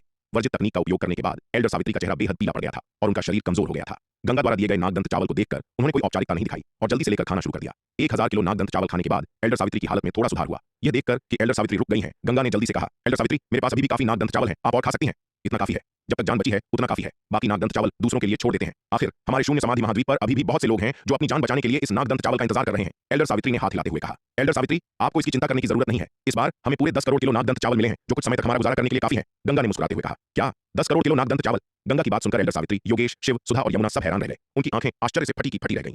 गंगा, तुम्हें इतना सारा नागदंत चावल कहां से मिला? शिव ने हड़बड़ाते हुए पूछा। क्या तुमने शून्य समाधि महाद्वीप के किसी हिस्से में कोई ऐसा खजाना खोज लिया है जो पहले कभी नहीं मिला था? मुझे भी पूरी जानकारी नहीं है, गंगा ने सिर हिलाते हुए कहा। मैं तो बस तीनों एल्डर्स के निर्देशों का पालन कर रही थी और नागदंत चावल को सील करके बांट रही थी। जहां तक यह सवाल है कि यह चावल कहां से आया, मुझे नहीं पता। मैं बस इतना जानती हूं कि अब से हमारे शून्य समाधि महाद्वीप को हर साल 10 करोड़ किलो नागदंत चावल मिलेंगे। हमारे योद्धाओं के भूखे मरने की नौबत अब कभी नहीं आएगी।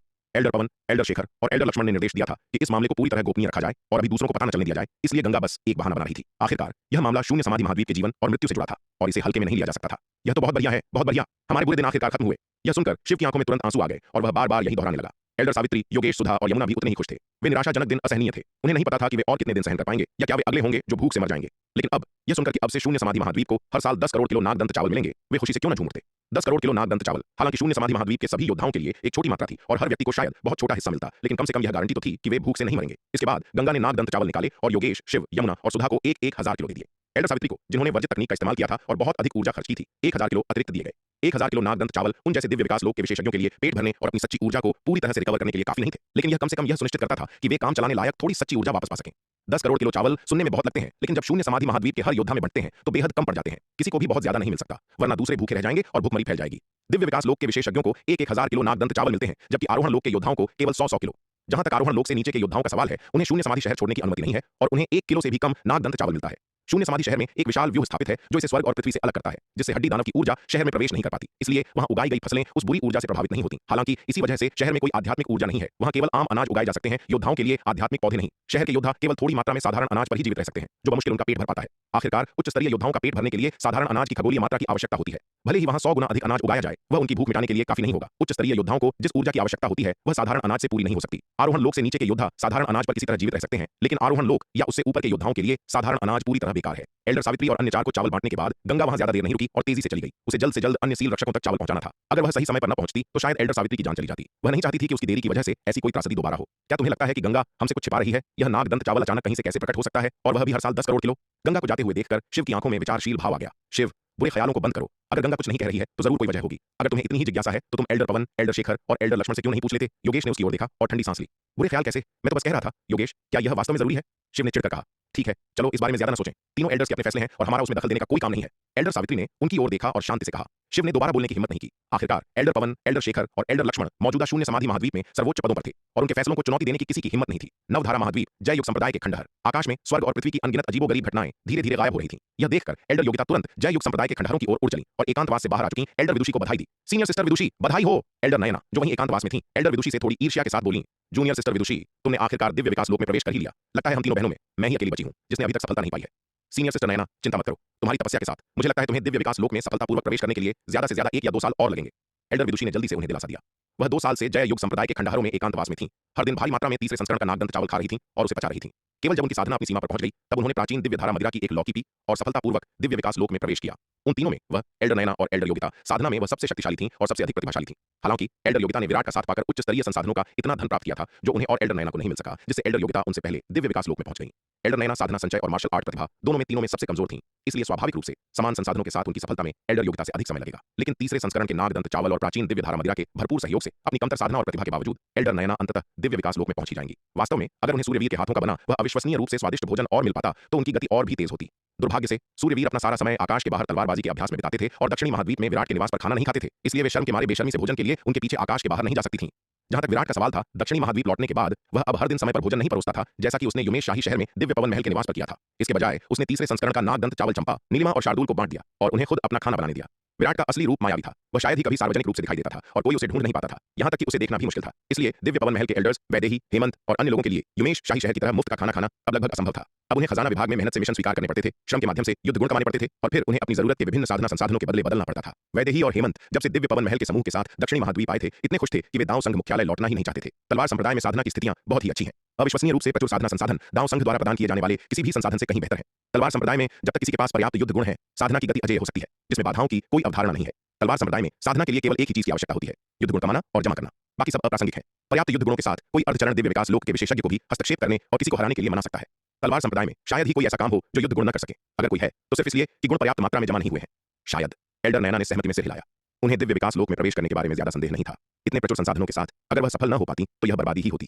जैसा कि एल्डर विदुषी ने कहा, उन्हें लगा कि उनकी मौजूदा साधना गति से वे ज्यादा से ज्यादा 1 या 2 साल में सफलतापूर्वक दिव्य विकास लोक में प्रवेश कर लेंगी। जय युग संप्रदाय के खंडहरों में अपनी साधना को मजबूत करने के बाद एल्डर विदुषी चली गई। उन्होंने जो विशाल मात्रा में साधना संसाधन प्राप्त किए थे वे पूरी तरह से दिव्य पवन महल की पहल के कारण थे, जिसने अपने प्रचुर खनिज संसाधनों को विराट के साथ बदल लिया था।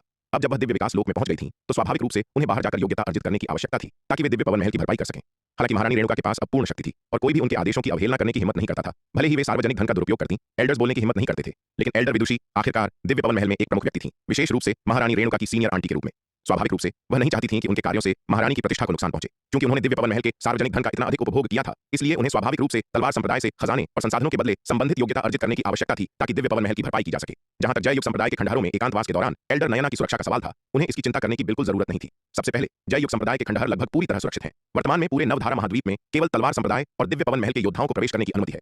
खंडहरों के लिए एकमात्र अशांति शायद नवधारा महाद्वीप के कुछ राक्षसी जानवर हैं। दूसरा, एल्डर नयना की सुरक्षा के लिए उन जैसी गुरु की आवश्यकता नहीं है जो दिव्य विकास लोक में पहुंच चुकी है। उनके जाने के बाद एल्डर गार्गी और दिव्य पवन महल के अन्य एल्डर्स उनकी सुरक्षा के लिए वहां आ जाएंगे।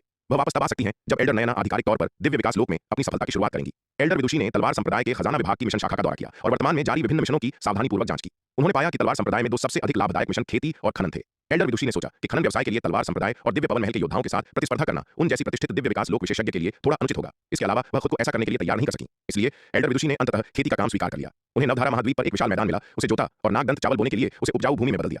फिर वह बीज लेने के लिए तलवार संप्रदाय के खजाना विभाग लौटी और उन्हें बो दिया। एल्डर विदुषी की मौजूदा शक्तिशाली दिव्य विकास लोक शक्ति के साथ उनके द्वारा अकेले खेती की गई नागदंत चावल की जगह दर्जनों अर्धचरण दिव्य विकास लोक विशेषज्ञों के बराबर थी। बीज बोने के बाद एल्डर विदुषी ने ताबीज व्यूह कार्यशाला की उप प्रमुख गरिमा को आध्यात्मिक ऊर्जा इकट्ठा करने के लिए एक स्पिरिट गैदरिंग एरे स्थापित करने के लिए आमंत्रित किया। केवल समृद्ध आध्यात्मिक ऊर्जा के साथ ही नागदंत चावल तेजी से बढ़ेंगे। अनंत परम मीनार का दूसरा तल।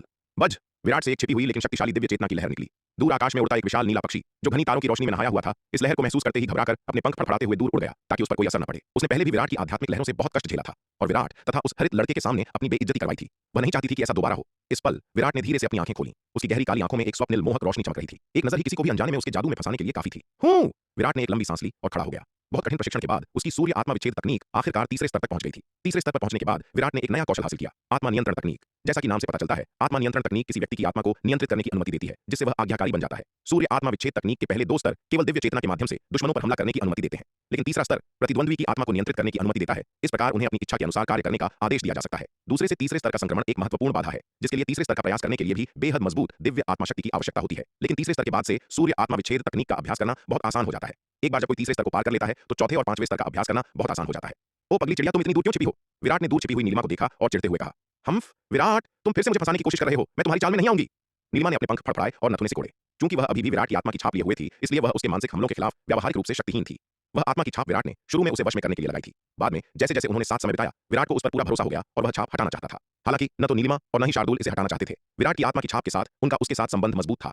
अगर वे अनजान गुप्त क्षेत्रों में विराट से अलग हो जाते तो वे छाप के माध्यम से उसका स्थान महसूस कर सकते थे। शून्य समाधि गुप्त क्षेत्र में उनका अनुभव सबसे अच्छा उदाहरण था। वैसे भी विराट उन्हें नुकसान नहीं पहुंचाएगा, इसलिए छाप हटाने से उनके लिए कोई खास फर्क नहीं पड़ता था।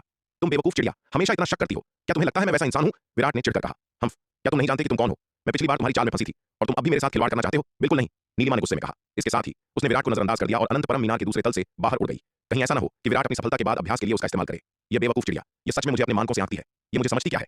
नीलिमा को उड़ते देख विराट ने काले चेहरे के साथ कोसने के अलावा कुछ नहीं किया। विराट ने एक पल सोचा और फैसला किया कि प्राचीन महाद्वीप में प्रवेश करना और वहां के खूंखार जानवरों पर सूर्य आत्मा विच्छेद तकनीक के तीसरे स्तर की शक्ति का परीक्षण करना अधिक उचित होगा। यह सोचकर विराट टेलीपोर्टेशन एरे प्लेटफॉर्म पर गया और टेलीपोर्टेशन एरे के माध्यम से प्राचीन महाद्वीप में प्रवेश कर गया। पूर्वी मध्य महाद्वीप। हरे कपड़ों में एक युवा लड़की पहाड़ों और जंगलों से गुजर रही थी। चलते चलते वह बीच बीच में जंगल के राक्षसों को छेड़ती, जिससे वे भागते और दहाड़ते, जबकि लड़की यह देखकर खिलखिलाती। हालांकि उसने इनमें से किसी भी राक्षस को नहीं मारा जब तक वे बेहद दुष्ट न हो और सक्रिय रूप से लोगों को नुकसान न पहुंचा रहे हों। वह सक्रिय रूप से उन्हें नहीं मारती थी। बेशक अगर उसका सामना किसी ऐसे खूंखार जानवर से होता जो इलाके के लिए मुसीबत बना हुआ था, तो वह लोगों को इस खतरे से छुटकारा दिलाने के लिए हस्तक्षेप करती। हरे कपड़ों वाली वह लड़की पूर्वी महाद्वीप की ओर यात्रा कर रही थी और रास्ते में अक्सर वीरता के कार्य करती और बुराई को खत्म करती। इस दौरान उसने रक्त पिशाच संप्रदाय के कई ठिकानों को भी नष्ट कर दिया। एक दिन जब वह लड़की घने ऊंचे पर्वतीय जंगल में गहराई में चल रही थी, अचानक उसे अपनी स्थानिक अंगूठी से एक कंपन महसूस हुआ। यह महसूस करते ही वह थोड़ी चौंक गई। उसने जल्दी से अपनी दिव्य चेतना से क्षेत्र की जांच की और पाया कि इस हलचल का स्रोत वास्तव में जन्मजात निर्मल मणि थी। यह देखकर उसने तेजी से वह मणि निकाल ली। इस पल मणि एक अत्यंत शक्तिशाली आभा छोड़ रही थी और उससे चकाचौंध करने वाली किरणें निकल रही थीं। हरे कपड़ों वाली लड़की यह देखकर हैरान रह गई। यह क्या हो रहा था? बिना किसी स्पष्ट कारण के यह मणि अचानक ऐसा रूप कैसे बदल सकती थी? मणि पर यह अजीब घटना पूरे 1 घंटे तक जारी रही और फिर अचानक मणि से एक विशाल प्रकाश स्तंभ आकाश में शूट हुआ, बादलों को चीरता हुआ, तूफानी हवाओं को तोड़ता हुआ और अनंत ब्रह्मांड में जा समाया। उस चकाचौंध रोशनी ने उस लड़की जैसी शक्तिशाली योद्धा को भी एक पल के लिए अंधा कर दिया। इस आश्चर्यजनक हंगामे ने मध्य महाद्वीप की कई शक्तिशाली हस्तियों को भी चौंका दिया। सबसे पहले इसे नोटिस करने वाले स्वर लहरी आश्रम के सदस्य थे। स्वर लहरी आश्रम मध्य महाद्वीप के पूर्वी हिस्से में स्थित था, जो इस घटनास्थल के सबसे करीब था। गुरुमा, वहां क्या हो रहा है? क्या कोई असाधारण खजाना प्रकट हुआ है? आश्रम के एक एल्डर ने दूर उस आश्चर्यजनक हंगामे को देखा और आश्रम प्रमुख साध्वी स्वरा से आश्चर्य और संदेह के साथ पूछा। शायद इस घटना की अद्भुत प्रकृति को देखते हुए मेरा अनुमान है कि यह कम से कम एक आदिम स्तर का खजाना है। साध्वी स्वरा ने दूर क्षितिज पर उस आश्चर्यजनक घटना को देखा और सदमे के भाव के साथ कहा। तो गुरुमा, क्या हमें जाकर उस खजाने को जब्त करने की कोशिश करनी चाहिए? एल्डर ने पूछा। हम चलो तुरंत चलते हैं। साध्वी स्वरा ने एक पल सोचा और अंततः सिर हिलाया। हालांकि स्वर लहरी आश्रम की ताकत दाव संघ की शीर्ष ताकतों में नहीं गिनी जाती थी, लेकिन यह उस स्थान के सबसे करीब था जहां वह खजाना प्रकट हुआ था। इस दूरी को देखते हुए अगर वह पूरी ताकत से जाए तो ज्यादा से ज्यादा आधे महीने में वहां पहुंच सकती थी। स्वर लहरी आश्रम के पास अन्य शक्तिशाली हस्तियों के आने से पहले खजाने को जब्त करने का वास्तविक मौका था। एक बार जब उसे यह खजाना मिल जाता, जो कम से कम जन्मजात स्तर का था, तो यह निश्चित रूप से आश्रम की ताकत को नाटकीय रूप से बढ़ा देता। उस समय भले ही स्वर लहरी आश्रम दिव्य पवन महल और रत्न भंडार संप्रदाय जैसी शीर्ष ताकतों की तुलना न कर सके, लेकिन कम से कम वह पशुपालन संप्रदाय से कमजोर नहीं होगा। अपना निर्णय लेने के बाद साध्वी स्वरा ने तुरंत संप्रदाय के अर्धचरण दिव्य विकास लोक विशेषज्ञों को इकट्ठा किया और उस जगह की ओर तेजी से उड़ चली जहां खजाने का प्रकाश आकाश में उठा था। रत्न भंडार संप्रदाय में जेवरों से लदा एक अधेड़ उम्र का गोल-मटोल आदमी एक भव्य हॉल में दस्तावेजों को निपटा रहा था। अचानक उसने तेजी से ऊपर देखा। मध्य महाद्वीप के पूर्वी हिस्से की ओर घूरते हुए पूर्व से आकाश में शूट होते प्रकाश की एक किरण को देखकर उसके चेहरे का रंग उड़ गया। क्या अद्भुत रोशनी है! लगता है यह कम से कम मध्यम श्रेणी का जन्मजात खजाना है। मैं सेठ लालचंद ऐसे अवसर के सामने हाथ पर हाथ धरे कैसे बैठ सकता हूं? इसके साथ ही वह आदमी हॉल से गायब हो गया, प्रकाश के स्रोत की ओर उड़ते हुए। हालांकि प्रकाश का स्थान रत्न भंडार संप्रदाय से बहुत दूर था। उसकी गति पर भी उसे वहां पहुंचने में शायद आधा महीना लग जाता। फिर भी सेठ लालचंद का खजाने के लिए प्रयास छोड़ने का कोई इरादा नहीं था। पूरे दाव संघ में बहुत कम लोग थे जो ऐसे अद्भुत खजाने के लिए प्रतिस्पर्धा करने के योग्य थे। उसके सबसे करीबी प्रतिद्वंद्वी दाव संघ के एल्डर फनीश्वर थे, जो वर्तमान में युमेश शाही शहर में तैनात थे, और दक्षिणी महाद्वीप में सूर्यवीर, महारानी रेणुका, एल्डर योगिता और अन्य। उसे केवल असाधारण खजाने के प्रकट होने वाले स्थान पर इन कुछ दिव्य विकास लोक विशेषज्ञों से पहले पहुंचना था। जहां तक स्वर लहरी आश्रम का सवाल था, हालांकि वह जगह के सबसे करीब था, लेकिन उसके पास एक भी दिव्य विकास लोक विशेषज्ञ नहीं था, इसलिए सेठ लालचंद ने उसे गंभीरता से नहीं लिया। युमेश शाही शहर। एल्डर फनीश्वर, जो दाव संघ के मुख्यालय में एकांतवास में साधना कर रहे थे, ने अचानक अपनी आंखें खोली और मध्य महाद्वीप के पूर्वी हिस्से की ओर देखा। जब उन्होंने आकाश में शूट होती प्रकाश की किरण देखी तो फनीश्वर के चेहरे का भाव बदल गया। वे तुरंत चमके और उस जगह की ओर उड़ चले जहां प्रकाश उठा था। सौभाग्य से मध्य महाद्वीप मार्शल आर्ट्स टूर्नामेंट समाप्त होने के बाद रक्षक नक्श ने उन्हें युमेश शाही शहर में रुकने और उनके आने का इंतजार करने के लिए कहा था, ताकि वे एक साथ दक्षिणी महाद्वीप जाकर महारानी रेणुका को पकड़ सकें, जिससे उन्हें आज इस अवसर के लिए प्रतिस्पर्धा करने का मौका मिल गया। वरना अगर वे दांव संघ मुख्यालय के लिए निकल चुके होते तो उन्हें इस विशाल अवसर को जब्त करने का मौका नहीं मिलता। रत्न भंडार संप्रदाय के प्रमुख सेठ लालचंद, सूर्यवीर, महारानी रेणुका और अन्य लोगों के साथ खजाने के जन्म स्थान पर सबसे पहले पहुंचने वाले होते। उस आश्चर्यजनक रूप से उज्जवल प्रकाश को देखते हुए फणीश्वर की आंखें लालच से जल उठीं। अविश्वसनीय हंगामे को देखते हुए जो असाधारण खजाना प्रकट हुआ था वह निस्संदेह अद्वितीय था, शायद कम से कम एक मध्यम श्रेणी का जन्मजात खजाना। अगर वह ऐसा खजाना प्राप्त कर सके तो फणीश्वर की ताकत कई गुना बढ़ जाएगी। उस समय दांव संघ एल्डर्स काउंसिल में उनका रुतबा काफी बढ़ जाएगा। दक्षिणी महाद्वीप। सूर्यवीर, जो आकाश में अपनी तलवार का अभ्यास कर रहे थे, सबसे पहले मध्य महाद्वीप के पूर्वी हिस्से में आकाश में उठती उस आश्चर्यजनक रोशनी को नोटिस करने वाले थे। सटीक रूप से कहें तो यह मध्य महाद्वीप के दक्षिण पूर्वी हिस्से में था। वाह, यह चमकदार रोशनी तो कमाल की है। यह शायद कम से कम मध्यम श्रेणी का जन्मजात खजाना है। हरे कपड़े पहने उस लड़के यानी नाग ने दूर ब्रह्मांड में उस अद्भुत चमक को देखते हुए आश्चर्य से कहा। फिर वह सूर्यवीर की ओर मुड़ा और बोला, सूर्यवीर, किसका इंतजार कर रहे हो? चलो चलते हैं। अगर हम बहुत देर करेंगे और कोई और वहां पहले पहुंच गया और खजाना छीन ले गया तो हमें बहुत बड़ा नुकसान होगा। साथ ही नाग सही कह रहे हैं, चलो अभी चलते हैं। सूर्यवीर ने सहमति में सिर हिलाया। तभी महारानी रेणुका और एल्डर योगिता नीचे से उड़कर ऊपर आई। भाई सूर्यवीर, लगता है मध्य महाद्वीप के दक्षिण पूर्वी हिस्से में कोई दुर्लभ खजाना प्रकट हुआ है। क्या हमें चलकर देखना चाहिए? महारानी रेणुका ने सूर्यवीर के पास उड़ते हुए पूछा। मैं बस उधर ही जाने वाला था, सूर्यवीर ने मुस्कुराते हुए कहा। तो चलिए साथ चलते हैं। यह सुनकर महारानी रेणुका की आंखें चमक उठीं और उन्होंने जल्दी से कहा, ओह ठीक है। सूर्यवीर एक पल के लिए झिझके, लेकिन महारानी रेणुका की उम्मीद भरी निगाहें देखकर उन्होंने अंततः सिर हिलाया और मान गए। ठीक है, मेरी बला से। इससे पहले कि महारानी रेणुका सूर्यवीर के शब्दों पर खुश हो पाती, हरे कपड़ों वाले लड़के ने साइड से चिढ़ते हुए कहा, तुम दोनों बहुत कमजोर हो। तुम दोनों को साथ ले जाने से हमारी गति धीमी हो जाएगी। जब तक तुम पहुंचोगी तब तक बहुत देर हो चुकी होगी। अरे साथी नाग, तुम्हारा मतलब क्या है? तुम्हारा मतलब क्या है कि हम बहुत कमजोर हैं? हम दिव्य विकास लोक के विशेषज्ञ हैं, ठीक है? एल्डर योगिता ने यह सुनकर बहुत असंतोष के साथ कहा। हाँ, तुम खुद को दिव्य विकास लोक विशेषज्ञ कहती हो? हरे कपड़ों वाले लड़के ने यह सुनकर तिरस्कार में होंठ सिकोड़े। अपनी इस ताकत के साथ तुम्हें खुद को विशेषज्ञ कहते हुए शर्म नहीं आती? अपनी बेइज्जती मत करवाओ। नाग की बातें सुनकर एल्डर योगिता गुस्से से फट पड़ी। बड़ी बड़ी बातें कोई भी कर सकता है ना? नाग, क्या तुम मुकाबला करना चाहोगे और देखोगे कि असली बेइज्जती किसकी होती है? एल्डर योगिता ने गुस्से में कहा। नाग ने एल्डर योगिता के उकसावे को नजरअंदाज कर दिया और सूर्यवीर की ओर मुड़कर कहा, सूर्यवीर चलो, इन दोनों महिलाओं की चिंता मत करो। अगर वे आना चाहती हैं तो उन्हें धीरे धीरे आने दो। वह इतना बेवकूफ नहीं था कि खुद एल्डर योगिता से भिड़ जाए। भले ही वह शक्तिशाली था, वह सिर्फ एक तलवार था। वह अपने दम पर अपनी ज्यादा ताकत नहीं लगा सकता था। एक जादुई हथियार की शक्ति अंततः उसकी पूरी क्षमता को उजागर करने के लिए योद्धा की सक्रियता पर निर्भर करती है। अगर वह एल्डर योगिता से लड़ता तो वह सिर्फ पिटता। ओह ठीक है, सूर्यवीर केवल सहमति में सिर हिला सके। सीनियर योगिता, रेणुका, हम पहले निकलते हैं। अगर आप भी आना चाहती हैं तो बस पीछे पीछे आ जाइए, जल्दबाजी की कोई जरूरत नहीं है। सूर्यवीर ने फिर एल्डर योगिता और महारानी रेणुका की ओर मुड़कर कहा। ठीक है, ठीक है। महारानी रेणुका केवल लाचारी से सिर हिला सकी। यह निर्देश देने के बाद सूर्यवीर एक अकल्पनीय गति से चमके और कीमती प्रकाश की दिशा की ओर उड़ चले। नाग भी तलवार की रोशनी में बदल गया और सूर्यवीर के साथ हो लिया। वह कमीना, वह अपने आप को समझता क्या है? एल्डर योगिता ने यह देखकर गुस्से में कहा। रेणुका, चलो हम भी चलते हैं। मुझे विश्वास नहीं होता कि वे हमसे ज्यादा तेज हो सकते हैं, जबकि हम दोनों भी दिव्य विकास लोक विशेषज्ञ हैं। ठीक है चलो, महारानी रेणुका ने यह सुनकर सिर हिलाया। सच कहूं तो वह भी उस हरे कपड़ों वाले लड़के द्वारा नीचा दिखाए जाने पर बहुत नाराज थी। खासकर सूर्यवीर के सामने वह हार मानने को और भी तैयार नहीं थी और सूर्यवीर तथा उस घमंडी लड़के को साबित करना चाहती थी कि उनकी ताकत उतनी कमजोर नहीं थी जितना वे सोचते थे। इसके बाद महारानी रेणुका और एल्डर योगिता भी चमकी और अपनी पूरी ताकत से सूर्यवीर का पीछा करने की कोशिश करने लगी। हाँ, ये दोनों महिलाएं अभी भी नहीं मानी और हमारे साथ तालमेल बिठाना चाहती हैं। हरे कपड़ों वाले लड़के ने पीछे मुड़कर देखा और महारानी रेणुका तथा एल्डर योगिता को पूरी ताकत से पीछा करते हुए पाया। उसने एक मजाक उड़ाते हुए भाव के साथ कहा, सूर्यवीर, उन्हें दिखाओ कि असली कौशल क्या है।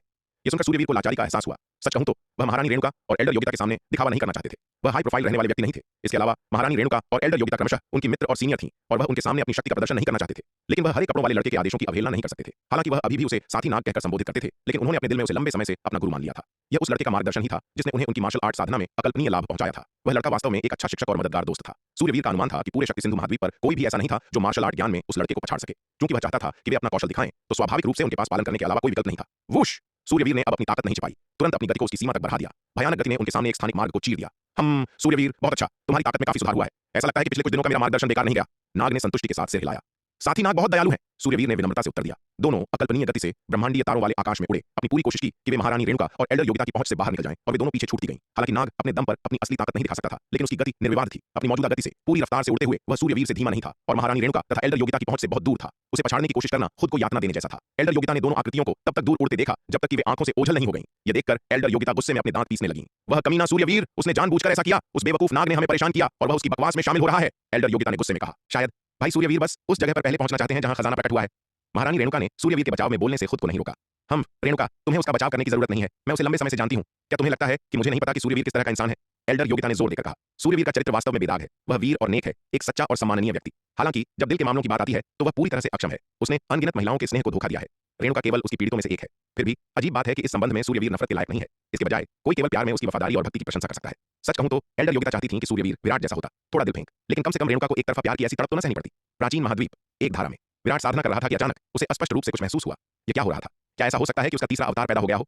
विराट चौंक गया और साधना रोक दी। हालांकि उसकी तीसरी आत्मा ने अपने विकास के दौरान अप्रत्याशित परिस्थितियों के कारण अपना आध्यात्मिक संबंध खो दिया था। हालांकि तीसरा आत्मा का अंश आखिरकार उसके मुख्य शरीर से अलग हुई एक दिव्य आत्मा थी जो एक ही स्रोत से उत्पन्न हुई थी। यदि तीसरे आत्मा के अंश में कुछ भी बदलता तो उसका मुख्य शरीर अभी भी उसे महसूस कर सकता था। यह सोचते हुए विराट तुरंत चमका और टेलीपोर्टेशन एरे की ओर उड़ चला। वह बाहर जाकर देखना चाहता था कि क्या हुआ है। हालांकि प्राचीन महाद्वीप में विराट की उड़ने की गति पहले से ही काफी तेज थी, फिर भी धारा से टेलीपोर्टेशन एरे तक पहुंचने में आधा दिन लगेगा। मध्य महाद्वीप के दक्षिण पूर्व में आकाश में शूट हुआ विशाल प्रकाश स्तंभ कई घंटों तक बना रहा और फिर धीरे धीरे गायब हो गया। प्रकाश स्तंभ के गायब होने के बाद जन्मजात निर्मल मणि अचानक टूट गई और उसमें से एक नग्न युवक निकला। इस युवक का चेहरा जेड जैसा था और वह बेहद सुंदर था। हालांकि जब वह मणि से निकला तो उसकी साफ आंखों में हैरानी का भाव था। हरे कपड़ों वाली लड़की शिखा शर्मा यह दृश्य देखकर हैरान रह गई। ये क्या हो रहा था?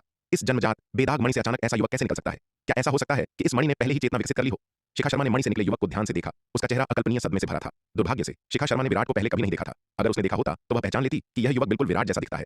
अरे तुम कौन हो? शिखा शर्मा ने युवक की ओर देखते हुए पूछा। मैं कौन हूं? यह सुनकर युवक का चेहरा भावहीन हो गया। उसने सोचने की बहुत कोशिश की और अस्पष्ट रूप से उसके दिमाग में कुछ छवियां थीं, लेकिन दुर्भाग्य से ये यादें बहुत धुंधली थीं।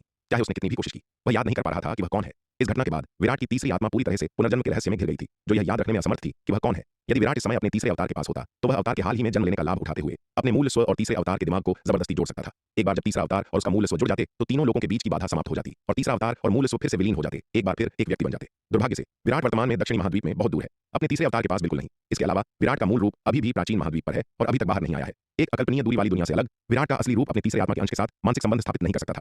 लड़की, तुम कौन हो? क्या तुम जानती हो कि मैं कौन हूं? युवक ने शिखा शर्मा से पूछा। यह सुनकर शिखा शर्मा और भी आश्वस्त हो गई। ऐसा लगता था कि यह लड़का वास्तव में इस जन्मजात निर्मल मणि से उत्पन्न आत्मा की एक लहर से पैदा हुआ था, वरना अगर कोई अन्य दिव्य आत्मा इस मणि में प्रवेश करती तो परिणामी जीवन रूप अपनी पहचान से अनजान नहीं होता। यह सोचकर शिखा शर्मा को खुशी की एक लहर महसूस हुई। हालांकि यह मणि इस लड़के को जन्म देने के बाद अब उपयोग करने योग्य नहीं थी, लेकिन उसे अनिवार्य रूप से मुफ्त में एक दिव्य विकास लोक विशेषज्ञ मिल गया था। इसके अलावा इस लड़के से निकलने वाली शक्तिशाली आभा को देखते हुए उसकी साधना कम से कम दिव्य विकास लोक के मध्य चरण तक पहुंच गई थी। यह लड़का अब एक कोरे कागज की तरह था जिसे नियंत्रित करना बेहद आसान था।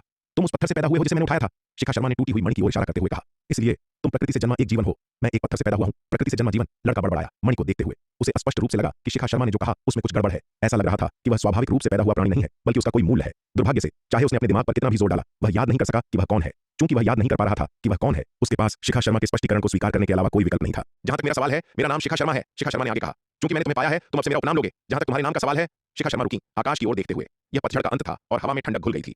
मुझे मिल गया। चूंकि तुम पतझड़ के अंत में पैदा हुए हो, तुम्हें शिखर शर्मा कहा जाएगा। शिखा शर्मा ने गर्व से कहा। उसे अचानक एक प्रेरणा मिली। शिखर नाम ने उसके अपने नाम शिखा और वर्तमान स्थिति को चतुराई से जोड़ दिया, जिससे यह वास्तव में सरल और सटीक बन गया। ओह ठीक है, तो अब से मुझे शिखर शर्मा कहा जाएगा। लड़के ने सहमति में सिर हिलाया। चूंकि वह अब याद नहीं कर सकता था कि वह कौन है, उसके पास शिखा शर्मा की इच्छाओं का पालन करने और अब से शिखर शर्मा कहलाने के अलावा कोई विकल्प नहीं था। विराट के लिए अपने तीसरे क्लोन के दिमाग से जुड़ने का सबसे अच्छा अवसर उस पल गायब हो गया जब लड़के ने यह नाम स्वीकार कर लिया। उसी समय विराट का असली शरीर, जिसने अभी अभी प्राचीन महाद्वीप छोड़ा था, उसका अपने तीसरे क्लोन के साथ संबंध भी तुरंत टूट गया। अरे नहीं, यह महसूस करते ही विराट की रीढ़ में सिहरन दौड़ गई। यह एक बहुत बड़ी समस्या थी। पहले जब वह अभी भी अपने तीसरे क्लोन से जुड़ सकता था, उसे ढूंढना अपेक्षाकृत आसान था, लेकिन अब जब तीसरे क्लोन ने उसके असली शरीर के साथ मानसिक संबंध पूरी तरह से खो दिया था, उसे ढूंढना बहुत मुश्किल होगा। शिखा शर्मा, कमीनी औरत, मैं तुझे छोड़ूंगा नहीं। विराट गुस्से में दहाड़ा। तीसरे क्लोन ने अपने असली शरीर के साथ इतनी जल्दी संपर्क खो दिया। यह जरूर उस शिखा शर्मा का काम होगा, वरना भले ही तीसरा क्लोन जीवित और मृत के बीच अलगाव के भ्रम से ग्रस्त हो, उसे इतनी जल्दी मूल शरीर के साथ अपना संबंध नहीं खोना चाहिए था। क्योंकि जब तीसरा क्लोन पहली बार कल्पना में आया था, तो वह अनिवार्य रूप से भ्रम की स्थिति में था, अपनी पहचान से अनजान। तीसरे क्लोन के साथ फिर से जुड़ने का यह सबसे अच्छा समय था। अगर वह तीसरे क्लोन को तुरंत ढूंढ लेता तो अनंत परम मीनार की मदद आसानी से उसके साथ फिर से मिल सकता था। तीसरे क्लोन के इतनी जल्दी मूल शरीर के साथ अपना संबंध खोने की एकमात्र संभावना यह थी कि वह शिखा शर्मा द्वारा बहकाया गया था और उसने दूसरी पहचान स्वीकार कर ली थी। जब तीसरा क्लोन खुद को एक स्वतंत्र जीवन मानेगा तो वह अपनी चेतना विकसित करेगा, वास्तव में एक स्वतंत्र